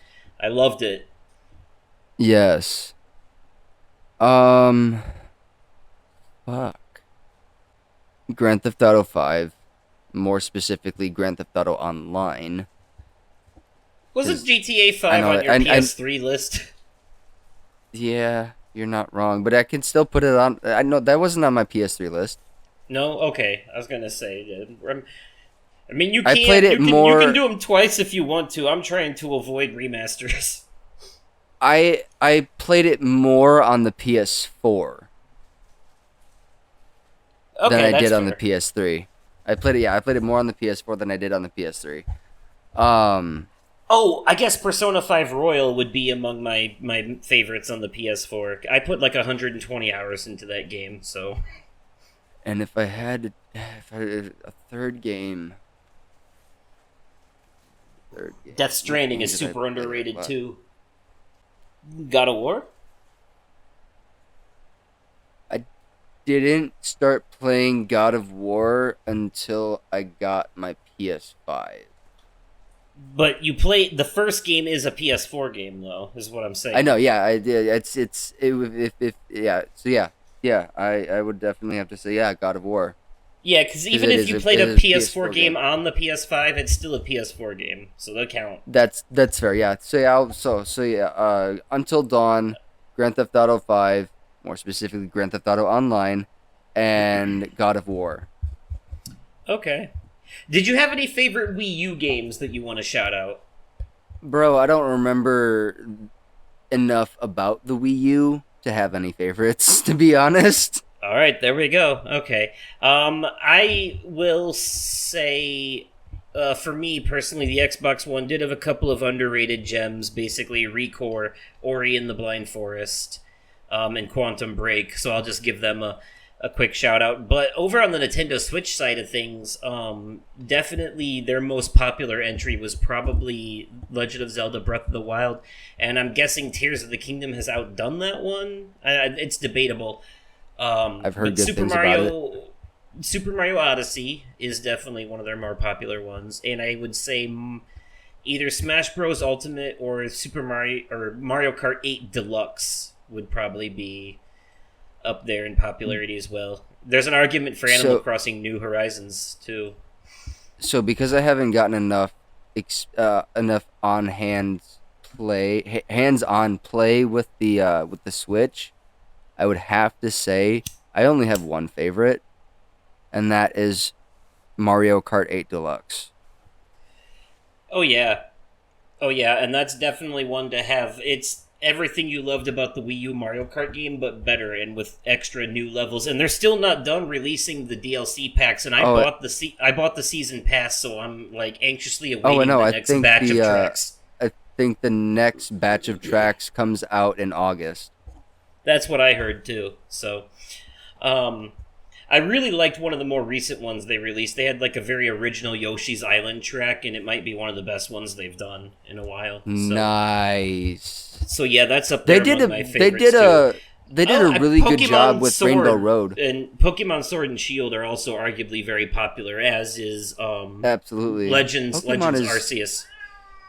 Pokemon in general is popular to this day. There's actually a Pokemon Snap sequel on the Switch called New Pokemon Snap as well. Nice. Yup. Okay, so moving on to the ninth generation, which is the current generation, which is basically the PS5 and the Xbox Series X/S. The Nintendo Switch still has its head in the game, but since we already talked about that, we will focus exclusively on these two, technically three, because the Series X and S are two different machines, although they're attached to the same shit. It's just that Yeah. the hardware is different. One takes discs and has better hardware, does like full outputs at higher resolutions, higher frame rates, it runs faster, more powerful. Out of all three of these, it is the most powerful console. And then the Xbox Series S, out of all three of these, is the weakest console, which it runs on little less hardware. It's digital only. Most games on it outputs at 4K, but most of the games running on it are only outputting at like 1080 to 1440p and whatnot. So, but it still looks and runs good. It looks decent on my 4K TV that supports HDR. And This whether you have the Series X or S, it supports backwards compatibility with digital versions of 360 and Xbox One games, and some of those games, a lot of them are on Game Pass, and some of them it supports like boost features for them, like HDR and FPS boost and all that. So even though you're playing an older game, it kind of upscales a bit to look a little more like a newer one. So Exactly. um, Now, I finally got my PS5 back in September last year, mhm. and I already have a decent library of PS5 games. But one of my favorite, favorite, favorite PS5 games, I mentioned it before, Hogwarts Legacy. Love it. I know it's not an exclusive to PS5, but Mm. it is amongst my favorite games I've gotten, and I can't forget God of War Ragnarok. Yep. God of War Ragnarok is definitely up there in terms of PlayStation exclusive. It's also on It, PS4, but in in terms my of yeah, opinion, in my opinion, it should have won Game of the Year. But that's neither here or there. But yeah, it's just my I opinion. forgot what was it up again. Oh, I think I'm pretty. What was it? Elden Ring that one? Oh yeah, of course. Elden Ring ended up winning the Game of the Year. Yep. Okay, yeah. Well, I can't make a fair comparison since I haven't played Elden Ring, so I just have to assume that they are correct. Yeah, You I know. can't make a fair comparison either because I haven't played it either. So, but I also genuinely don't like Soulsborne games, so I wouldn't be, I mean, I would still be fair. I can understand the difference between me not liking something and it not being good. That's they're not the same thing. Um, so, um, Another game that was originally released on the PS4 but was remastered for the PS5, but I didn't play it until I got my PS5, was Spider-Man Miles Morales. mhm. Love that game and everything to do with it. I Basically binge played a I, sequel to the Spider-Man PS4 game. I binge played through Spider-Man Remastered and Spider-Man Miles Morales in a month. Man, that's yeah, I loved Miles Morales was one of the first PS5 games I played, and I was super impressed by the visuals. When I saw that Christmas tree, I was like, Abs- "Oh, so this is what HDR does," you know. Absolutely, man. I fucking love it. For me In fact, personally, so far the best PS5 exclusive and the one that shows off the PS5's load times and all that the best as well is Ratchet and Clank Rift Apart. It's oh definitely top yes, notch. I've played a little bit of it, and I love every minute of it. I get lost in that game. I do. Yep, that is one I loved it. It was definitely a true return to form for the franchise. Oh yes. The first like it was the next game in the story that we hadn't gotten since the PS3. The last canonical game was Into the Nexus on PS3, and this is a direct sequel to that because the PS4 game was just like a non-canonical reboot to go along with the movie. Um, so it was basically telling the story of the very first game again. Yeah. But PS5 also has, of course, most recently Final Fantasy 16 is their big exclusive, and that game has been getting rave reviews for the most part. It's very divisive among Yeah. older fans of the series because it changes so much about it, but in a way that's also part of how it's managed to garner a much bigger audience as well. Um, and then we also have, I guess I should talk about one of my favorite horror games, Layers of Fear, which was originally on the PS4, but also it now has a remake on the PS5 that kind of like changes the story a little bit. So the remake includes the story of Layers of Fear and its Inheritance DLC, and a new story about the wife, and the story of Layers of Fear 2, and all of it is being written by this lady sitting in a haunted lighthouse on her typewriter, and all of the stories kind of tie together more than they did before. So I was very interested in that, to be completely honest. Yeah, So I think I should really talk about another game that was originally on PS4, but I forgot to mention it in the last gen. yeah. Assassin's Creed Valhalla, and I've never really been a fan Oh, of the that's a Assassin's PS5 Creed. game to me. I Yeah, didn't even realize there was a yeah, PS4 version. yeah. No, I ended up buying it on PS4 with the Berserker bundle, um, and then I got the free PS5 upgrade when I got my PS5, obviously. But Right, okay. I've never really been a fan of the Assassin's Creed games. And the only reason I love this one so much is because it doesn't feel like an Assassin's Creed game. And the fact that it has so much Norse mythology in it. I love it. Love So if you everything to like, do with all things um, Vikings. if you like Valhalla, partially because of the first reason you stated, how it feels different, then you would also like Origins and Odyssey because that's where they started that's where they shifted the series from into an open world RPG. That started with Origins, which I forgot Origins Okay, and Odyssey were also on the PS4 as well. gotcha. To me, the best part of Assassin's Creed will always be the Ezio trilogy: Assassin's Creed 2, Brotherhood, and Revelations. Yeah. Especially Brotherhood, because you could recruit other assassins, and you could just you could be walking down the street and you could just push a button, and Ezio would raise his hand and he'd go, and then two of your assassin trainees would just come out of nowhere and stab the nearby guards and then run off like nothing happened, and you never had to lift a Right. finger. You were like a fucking mob boss walking down the streets of Rome, just like, I want you to kill him, I want you to kill him, and kill him as well, and then it would just happen. They'd pop out of the shadows.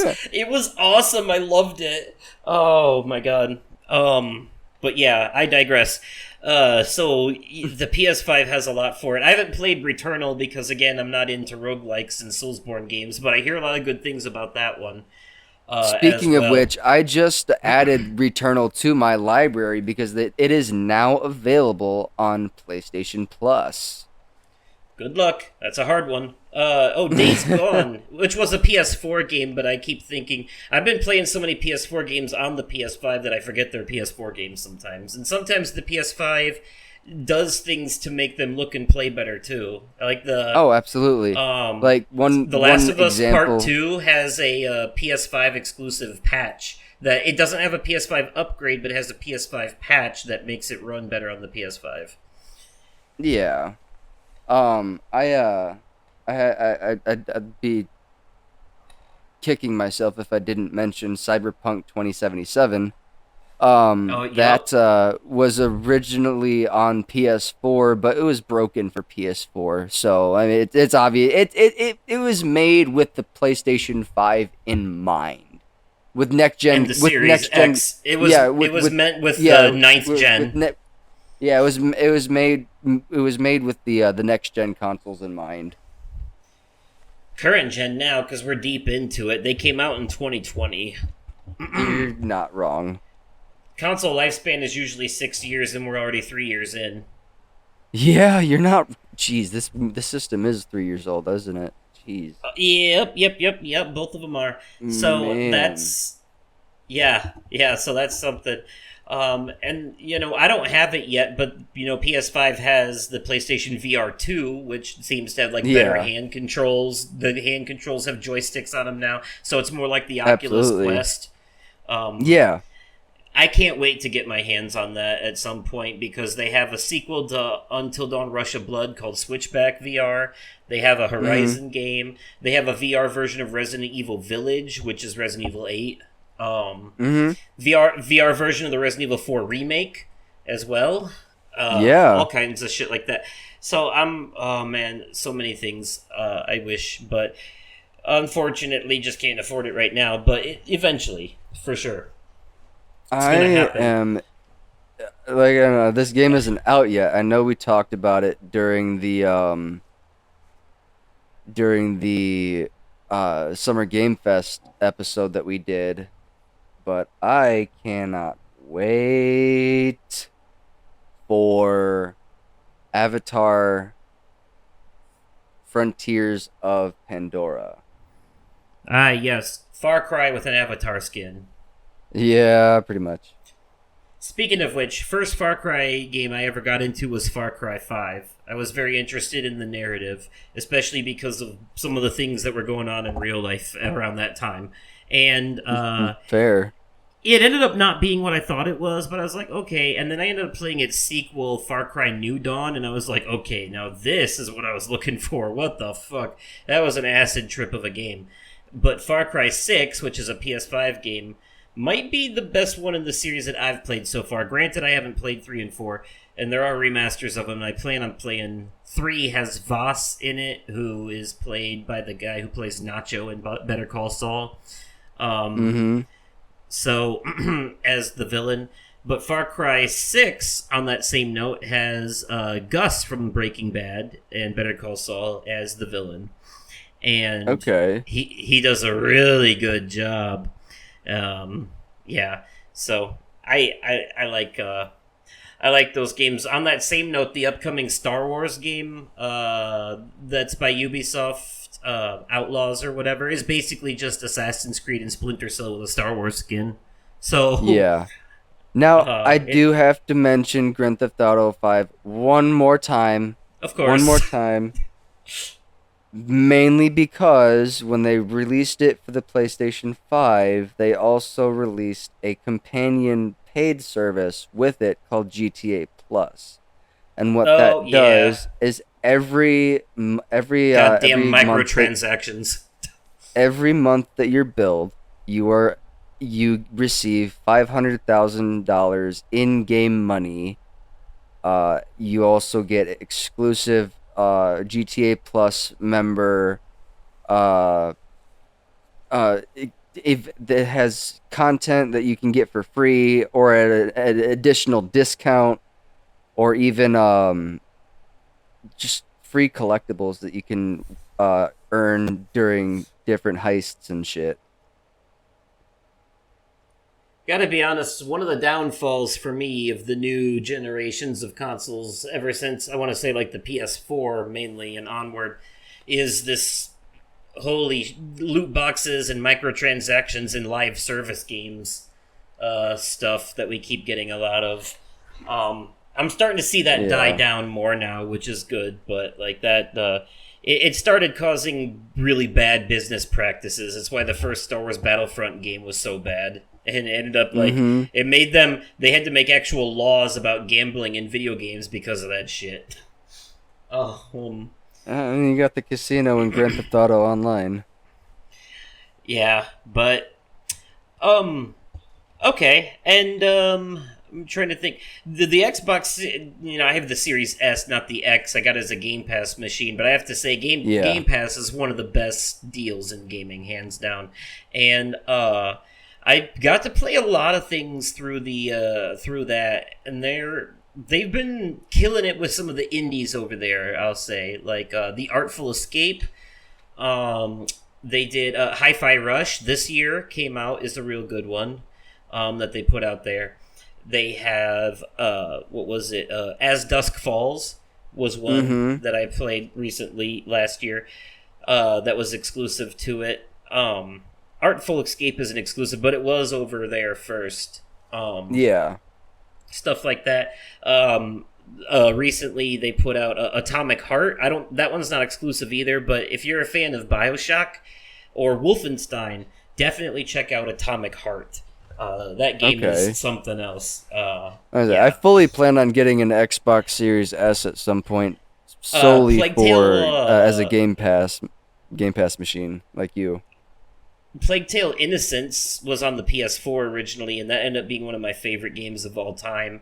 And then Plague Tale Requiem, the sequel, was on the PS5 and the Xboxes, and I played it on the Series S because it was also released on Game Pass. They Nice. bought up a bunch of people and they got exclusives. So like Psychonauts 2 came out a couple years ago, and that was an Xbox game. They put it out on Game Pass as well. So I played that. Nice. Yeah, it's been ever since Game Pass. The Xbox has been getting a lot more love from me, and yeah, I played actually quite a few things. They got some of the Persona games on there now, and it's just a plethora. It's a smorgasbord. You know, some stuff expires eventually, but Disney Dreamlight Valley, which is kind of a live service game, they keep updating it. It's basically Disney Animal Crossing. That's in early access and free on Game Pass. I actually ended up buying that one. Oh, really? Yeah, I played a little bit of it here and there. Okay. Yeah, Amnesia the Bunker came out this year, and it was free on Game Pass, and I played that, did a Let's Play of it, and man, that was a good one. Cannot lie. Nice. I really enjoyed that. We forgot to mention Detroit Become Human, looking back on PS4 Yes. too. That was a good one. Choice-based games. That was another good choice-based game. Brought to you by the people that did Heavy Rain and Beyond Two Souls. And then, Until of course, Dawn. we mentioned Until Dawn earlier. No, different developer. Until Dawn is Supermassive, and those other 3 games I mentioned is Quantic Dreams. Oh, really? Yeah. Yep. did not know Supermassive that. games. Yeah, similar style, but no, Quantic Dreams hasn't done anything since Detroit Become Human. So, Fair enough. but there is Supermassive did Until Dawn, and then they did Rush of Blood and The Inpatient, which were VR games, spin-off stuff. But they were in the same universe as Until Dawn. But then they started doing a new franchise called the Dark Pictures Anthology, which is like, it's an anthology of different horror stories. Each game is a different story. And the first season of games had 4 different stories. What was the first one? Okay, so they had Man of Medan, which was on a boat, a ghost ship story. They had Little Hope, which was a kind of Silent Hill vibes, like abandoned, creepy town, and then they have flashbacks to the Salem witch trials in it. Mm-hmm. They had House of Ashes. That's right. That was the third one. That one is more of an action-y one. Takes place during the war in Iraq, where a bunch of soldiers get trapped underground fighting off these alien demons. It's very Ridley Scott or Resident Evil feeling, Interesting. Yeah, and then of course the newest one, The Devil in Me, which is very like Saw or The Collector. It's a mix of Saw style traps and being chased by a serial killer like Jason Voorhees mix. Jesus Christ. Yep. So it's and that is all the first season of the Dark Pictures Anthology, 4 games. They're going to do a season 2 starting next year, and the first game in that one is going to be a sci-fi horror game called, I want to say I can't remember the name of it. It's like Moon 2099 or some shit like that. But sounds about right. You know I've how heard in something Until about Dawn, Until Dawn, you could pick up the totems that would show you potential deaths or ways of getting out of deaths and stuff. The Dark Pictures games have that too, but they're pictures you can look at that show you the future, and certain really hard to find ones have clips from the next game in them, to give you a hint of what's coming. And then every time you finish a Dark Pictures game after the credits roll, there's a post-credit scene that's a trailer for the next game. Nice. Yeah. Took a page out of Marvel's book. Yeah, they did. I'm actually looking through my library on the PS5 right now just to make sure I don't miss anything. Notice that they started adding, once they got their new PlayStation Plus, which is their version of Game Pass, they started adding PS1 and classics and PSP classics and adding trophies to them and stuff. I just got the Platinum Trophy in Twisted Metal 2 today, the PS1 classic Twisted Metal 2. Can't forget here. the Quarry. Yeah, The Quarry. Now, that is a supermassive game. This is the true spiritual successor to Until Dawn. It is not part of the Dark Pictures Anthology. It is a standalone game. And yes, it is by Gotcha. Supermassive. They also they did a remake of the first Last of Us and called it The Last of Us Part 1 to go along with Part 2. Graphically, it looks more the same, and they tweaked the AI to play more like Part 2. Horizon Mm-hmm. Forbidden West, the sequel to Horizon Zero Dawn. Yes, Um, actually, my PS5 came bundled with that. Forspoken is a recent PlayStation exclusive. Indie game Chia is a recent PlayStation. I think it's exclusive. Genshin Impact, the only place you can play it besides PC or mobile on consoles, is on PlayStation. Um, Life is Strange, True Colors. yes, yeah, Ghostwire Tokyo. Um, Mm-hmm. and I want to mention I think I skimmed out on it before, but Alan Wake originally was an Xbox 360 exclusive, but there is a remastered version on the PS4 and PS5 that you can play now. Yeah, I have it in my library already, and I actually have Um, it downloaded too. Now here's one that I want Recently, to they talk added. about Oh yeah, that I really enjoyed the mechanics of Hot Wheels Unleashed. okay. It definitely shows off what the haptic triggers can do on the dual sense controller.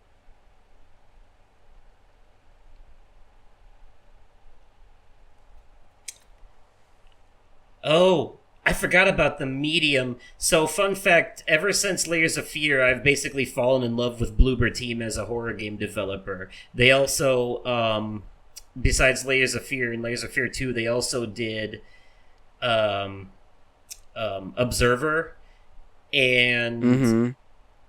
the Blair Witch game and a game called The Medium, and they're working on the Silent Hill 2 remake right now. And The Medium is the whole reason I got the Xbox Series S, because I had Game Pass already on the Xbox One, but The Medium wasn't on the Xbox One. It was a next gen exclusive, and my PC couldn't run it. It was asking too much because it's basically running two games at once with the split screen mechanic that it does. So I ended up getting the Xbox Series S as a Game Pass machine specifically so I could record a Let's Play of The Medium. So So I was looking through my PlayStation library as well, and I came across something that's currently included in PlayStation Plus. It is the Dark Pictures anthology Man of Medan. Oh, yep, that is part. Yep, I mentioned that already. That's part of the. That was the first one, the Ghost Ship one. Yeah, Um, yeah. Another. It's a ghost ship game. I need to play that. Of course, I guess we definitely can't talk about PS5 exclusives without mentioning Stray, although it was also on PS4. But Yeah, I love that. I love that game. I didn't get gotta to talk. finish it before they took it off of PlayStation Plus, but I definitely plan on buying it at some point so I can finish it. Yeah, because that game, it definitely deserves the attention. Little Nightmares and Little Nightmares 2, gotta shout out those as little horror games that I like. Kingdom Hearts Yes. 3 was a PS4 game, but it's backwards compatible, so whatever. Came out This one was Crash on PS. Bandicoot 4. This one was on PS4 that I forgot to mention, but it's also on PS5. Tony Hawk's Pro Skater 1 and 2, a bundle, the Yep, two yep, games. I yep. love the Tony Hawk Pro Skater games. I don't know why I didn't. Okay, so I'm going to backtrack a little further back to PS2, and I'm going to mention my favorite Tony Hawk Pro Skater game, and that is Tony Hawk Pro Skater 3. And the reason that is where my love for Darth Maul came in, because Oh, yeah. when you still had the fucking cheat codes, now you just have to pay for the downloadable content or the extra stuff. But Darth Maul was one of the cheat code characters on Rock Pro Skater 3. I really hope at some point, since they already remastered Tony Hawk's Pro Skater 1 and 2, that they do the same with Tony Hawk's Pro Skater 3 and 4. Because 3 and 4 were amongst my favorite PlayStation 2 games. Okay. Man, just looking at this list of nostalgia, there's so many things that Dude. I forgot even existed that I Right. forgot to talk about when their times were there. Quick fire, real quick. I will mention um, Darksiders and Nino Kuni. Nino I Kuni, mentioned yep. Far Cry already, and Vampire and Dragon Quest, Mortal Kombat, all kinds of stuff. The Pathless PS5 game, Astro's Playroom, we mentioned earlier, it's built into the PS5 Yes. Yeah, it um, shows off the mechanics as of a the free. it shows off the Yep. mechanics of the DualSense controller, gives you the introduction to the system and all that good Um, stuff. Moss and Moss Book Yep. 2 as VR games. Mm. Um, yeah, Vader Immortal is a VR Yes. franchise as well. That one was really cool. Borderlands 1, 2, and 3. Yeah. So just wow, so many things. We are fucking spoiled for choices these days when it comes to video games. Absolutely, we Um, are. but since this is already going to be a long episode, we're going to quick fire through the handhelds real quick. I'm just going to mention some of them, but we'll stop on the ones that we've actually played. I'm not going to talk about anything before the original Game Boy because, I mean, there was like the Microvision and shit like that, but nobody remembers that stuff. We're gonna start with the original Game Boy, the big gray one that you had to put the AA batteries in with the green screen, and it didn't have color yet, you know. So, um, See, I didn't have that one. I had the Game Boy Pocket, the metallic blue Game Boy. okay, then we will It didn't have it was still with no color though. I will quick fire. Probably some of the most popular things to hit that one would have been like the three original Pokemon games, Red, Blue, and Yellow. You know, they were color Yes. compatible with the Game Boy Color, but they were also playable on the original. Um, that they had that. I think there were also some like Wario games and some Mario games and shit like that. Your typical Nintendo flair. I remember playing a Quest for Camelot game on it. Actually, Mega Man. I played my first Mega Man game on Tetris. Game Boy. Tetris was on the Game Boy. That was kind of, I think, where it started, actually. Sure was. Obviously, Tetris is a big deal.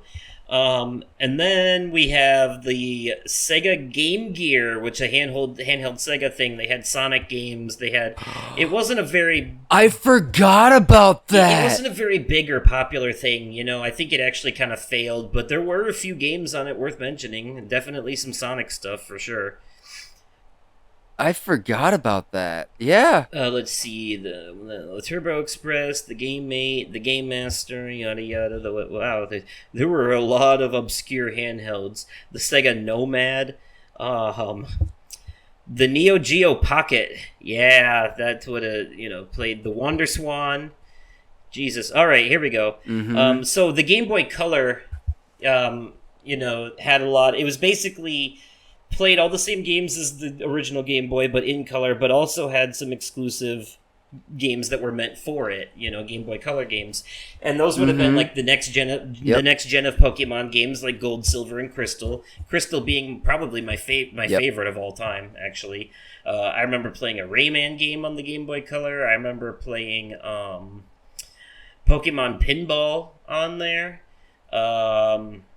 I don't remember many of the games that I had for Game Boy. I know I had Mega Man and I had a wrestling game, but I don't remember what game it was. But I do know it's old enough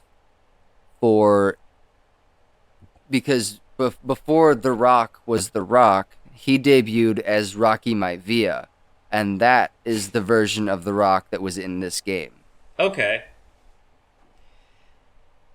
Yeah. Wow. Yeah. The Game Boy Color had some. I think there was a Metroid game on there. There might have been. I could be wrong about that. Mm-hmm. Oh, but, I did have one or two Mario games on my Game Boy. Yeah. Yeah. It's when I first played a Mario game was Game Boy. I think they had like Super Mario Land or something like that on there. I think that's what it was. Yeah, Super Mario Land. It was on Game Boy. Yeah, But I had the this, Game Boy Advance SP, a Game Boy Advance SP, the one that folds in yeah. So half. the Game Boy Advanced, I was on the Game Boy Color. We haven't advanced to the Advance yet. Okay. Yeah.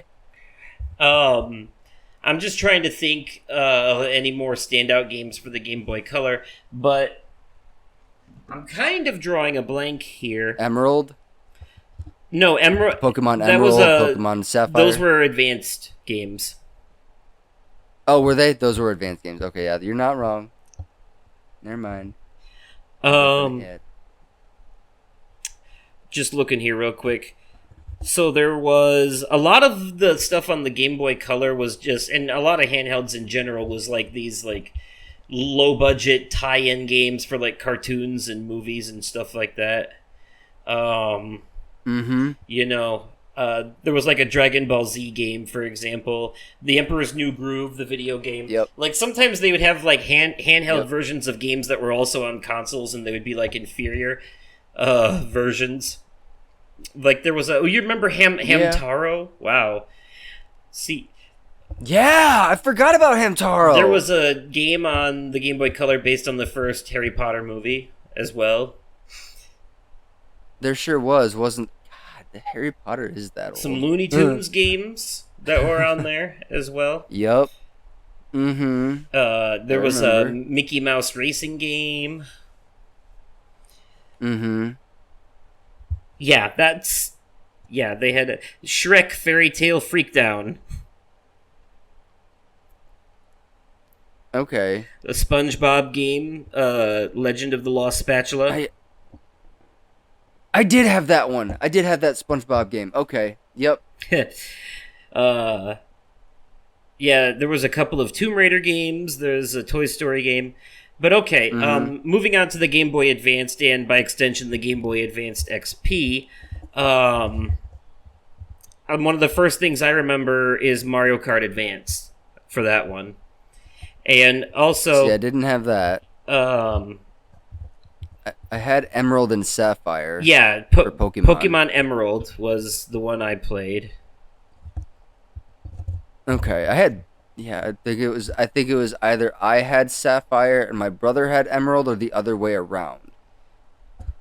Emerald was the green one, obviously. Yeah. Yeah. Mario Kart Super Circuit was what it was called on the Game Boy Advanced. The Game Boy Advance was a little bit better because it had a widescreen ratio instead of the square. Yep. The 4x3, it was 16:9. And so they were able to do a little bit more. So they had like one of the Mario and Luigi Superstar Saga was one of the games they introduced on there.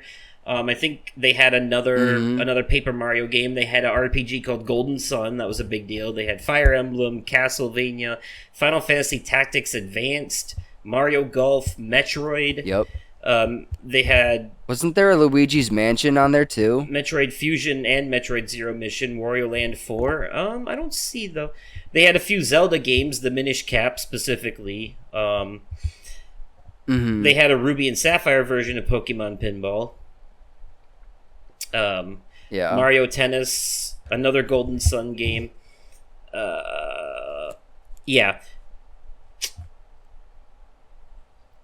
Just I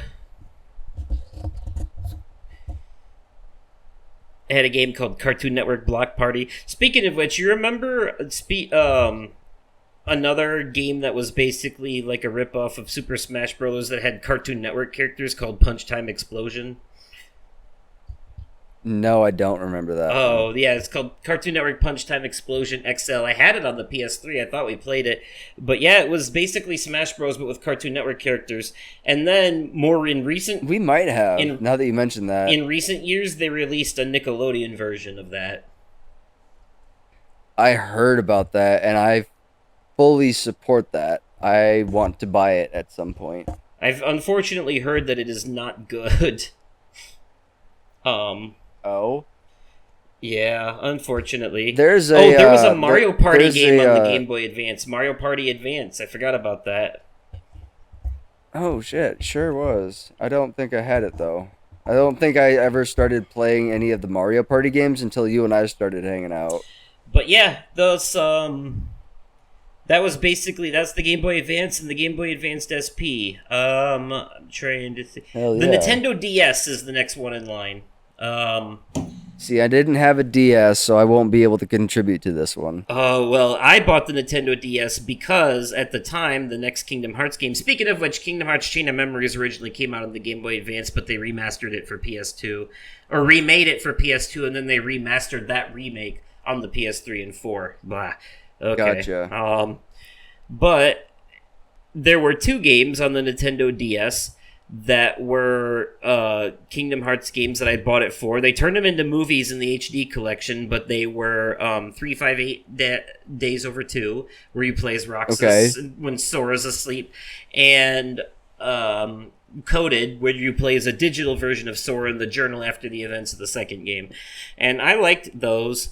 But I'm glad they made them into movies in the HD collections. But one of the biggest Nintendo DS games of all time is called The World Ends With You. It was so popular, in fact, that instead of Final Fantasy characters in Kingdom Hearts 3D, they had The World Ends With You characters.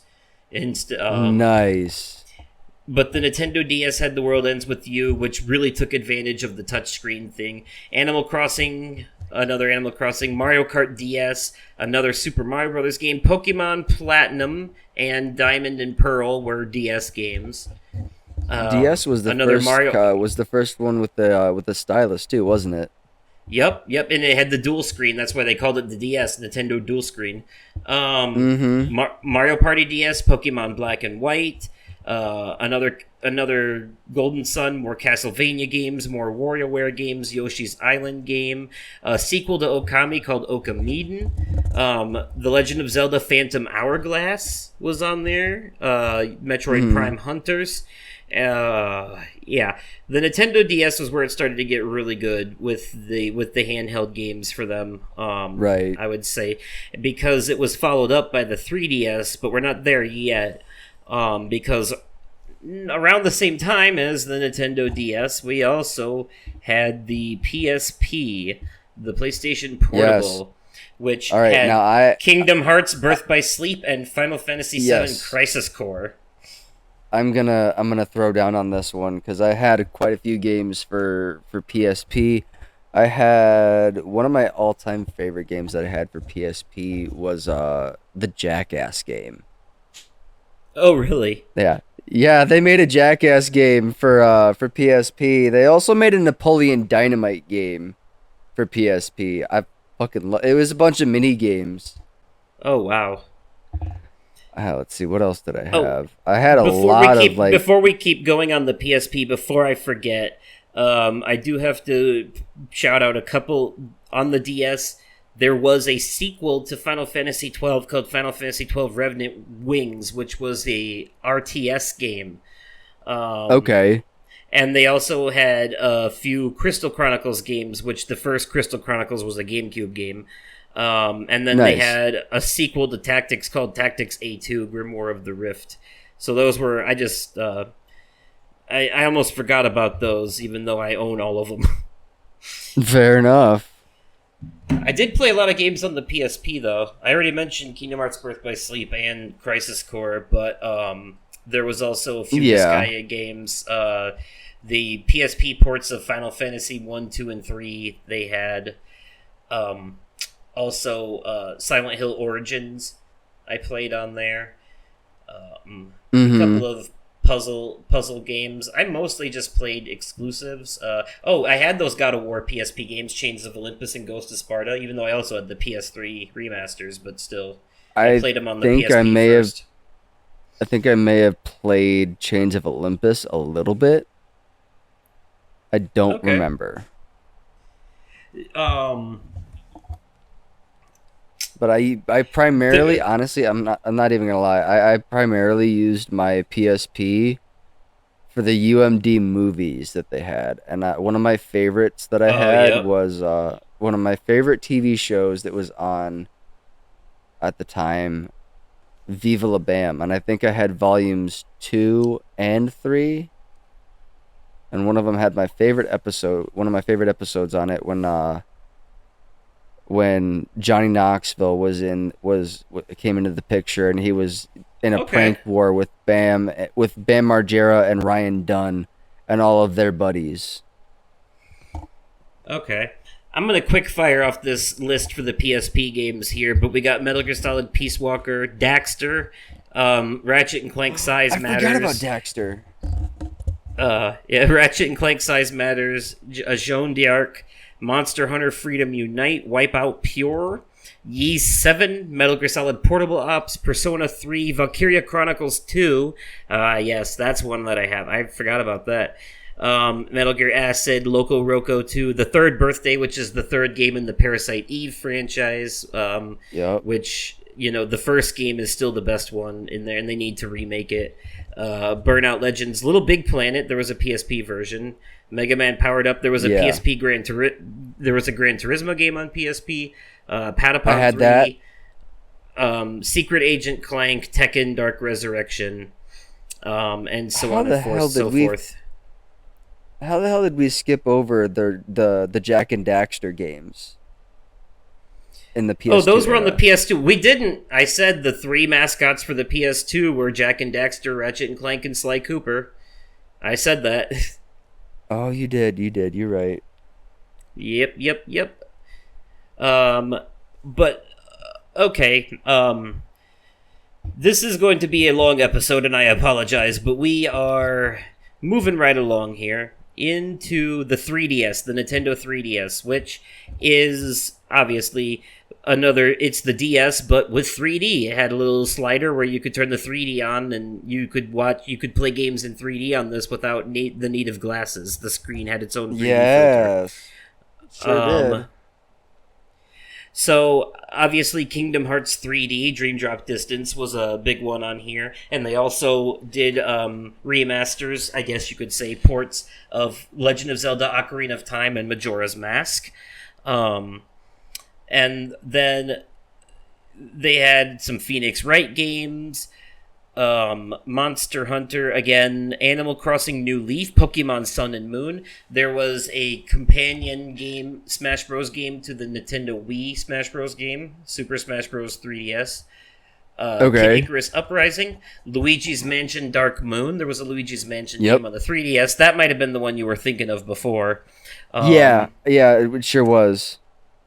Mario vs. Donkey Kong, Tipping Stars, The Binding of Isaac Rebirth. Oh yeah, that's also on the Fire Emblem. Got like a renaissance on the 3DS with the Fire Emblem Awakening. I remember that. Theater Rhythm Final Fantasy was a 3D where.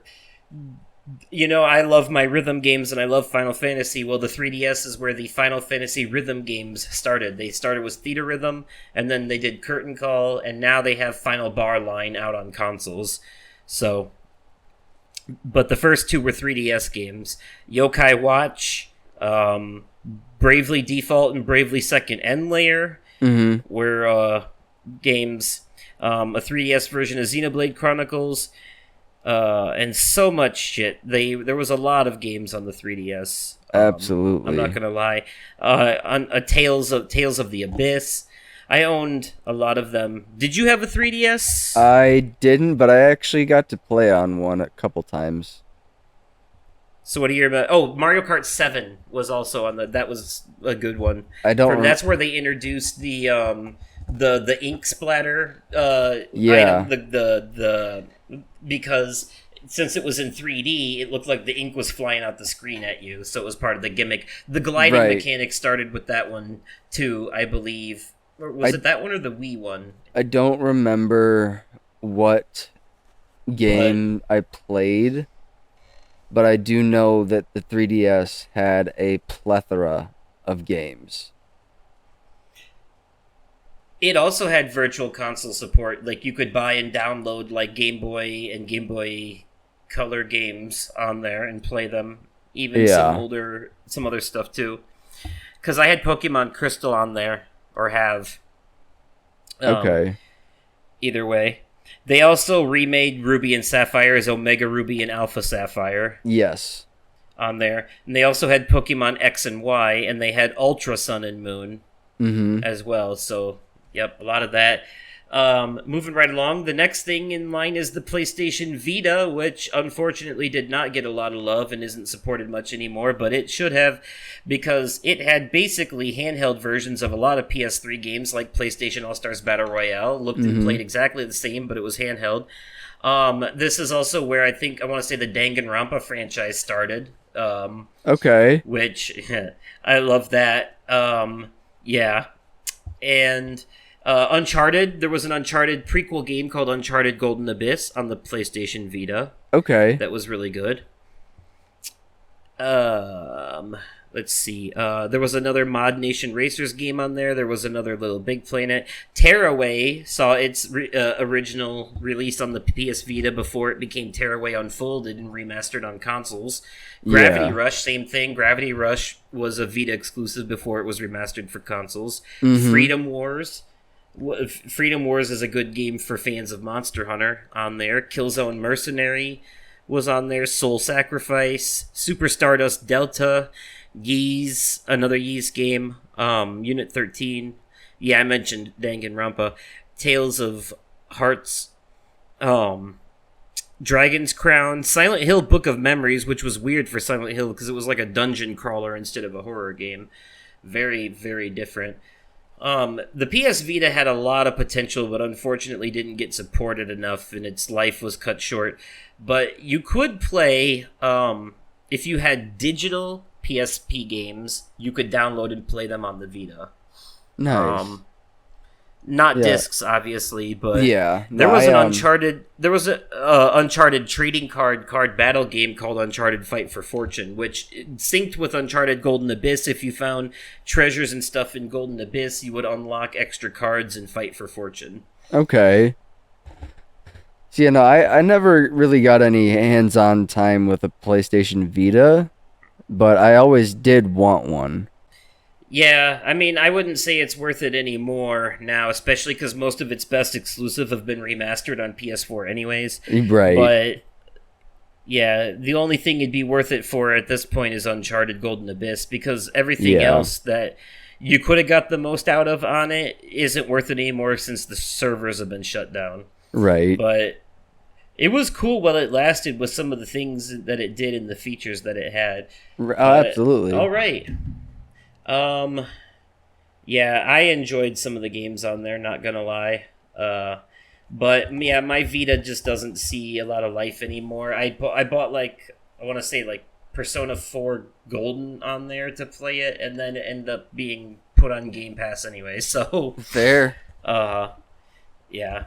But anyways, well, that does it for the handhelds, and thus it does it for our lists. So...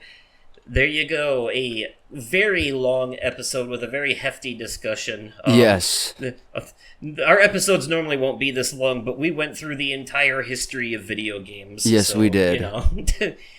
But anyways, so that'll be it for this.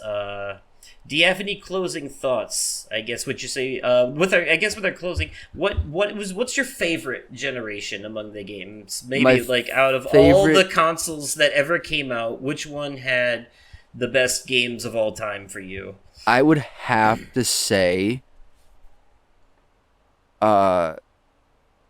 Gen 7. When with the PS3 and the Nintendo Wii. Not even gonna lie. Okay. That was my favorite. The PS Wii 60 era. that. Now, if I had to go if I had to go with favorite handhelds, hands down the Game Boy. Okay, Game Boy or Game Boy Color or Advance?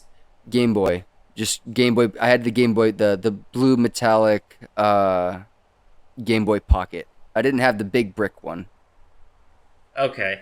I was going to say, because the Game Boy Advance can play Game Boy and Game Boy Color games, so you get the best of every world with that one. Yeah, no, Game Boy. Okay. Hands down for the handhelds.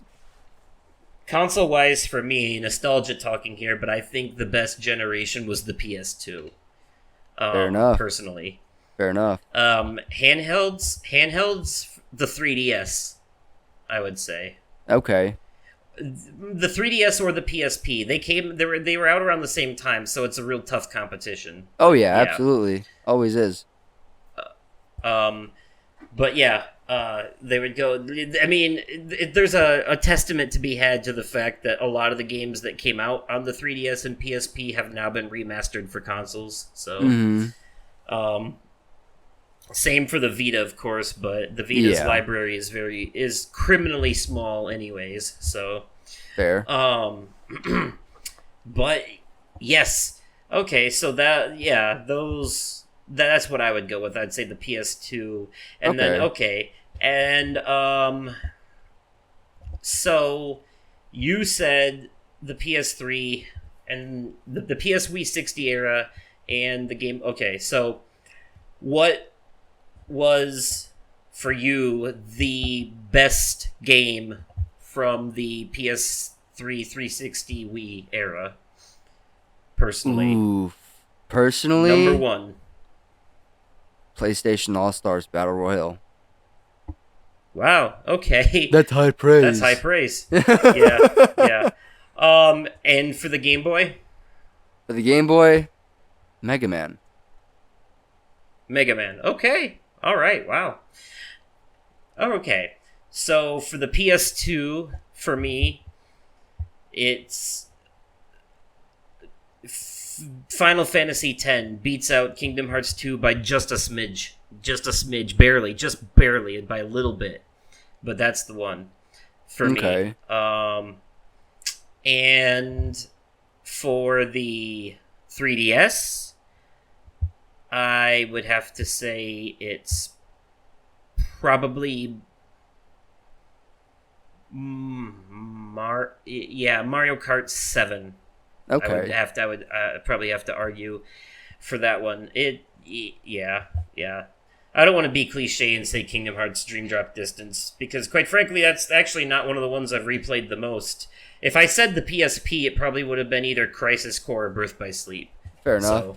So, yeah. Crisis Core was the reason to buy a PSP at the time. Anybody who wanted to see what happened before Final Fantasy VII jumped on top of that. It was a prequel to 7, so...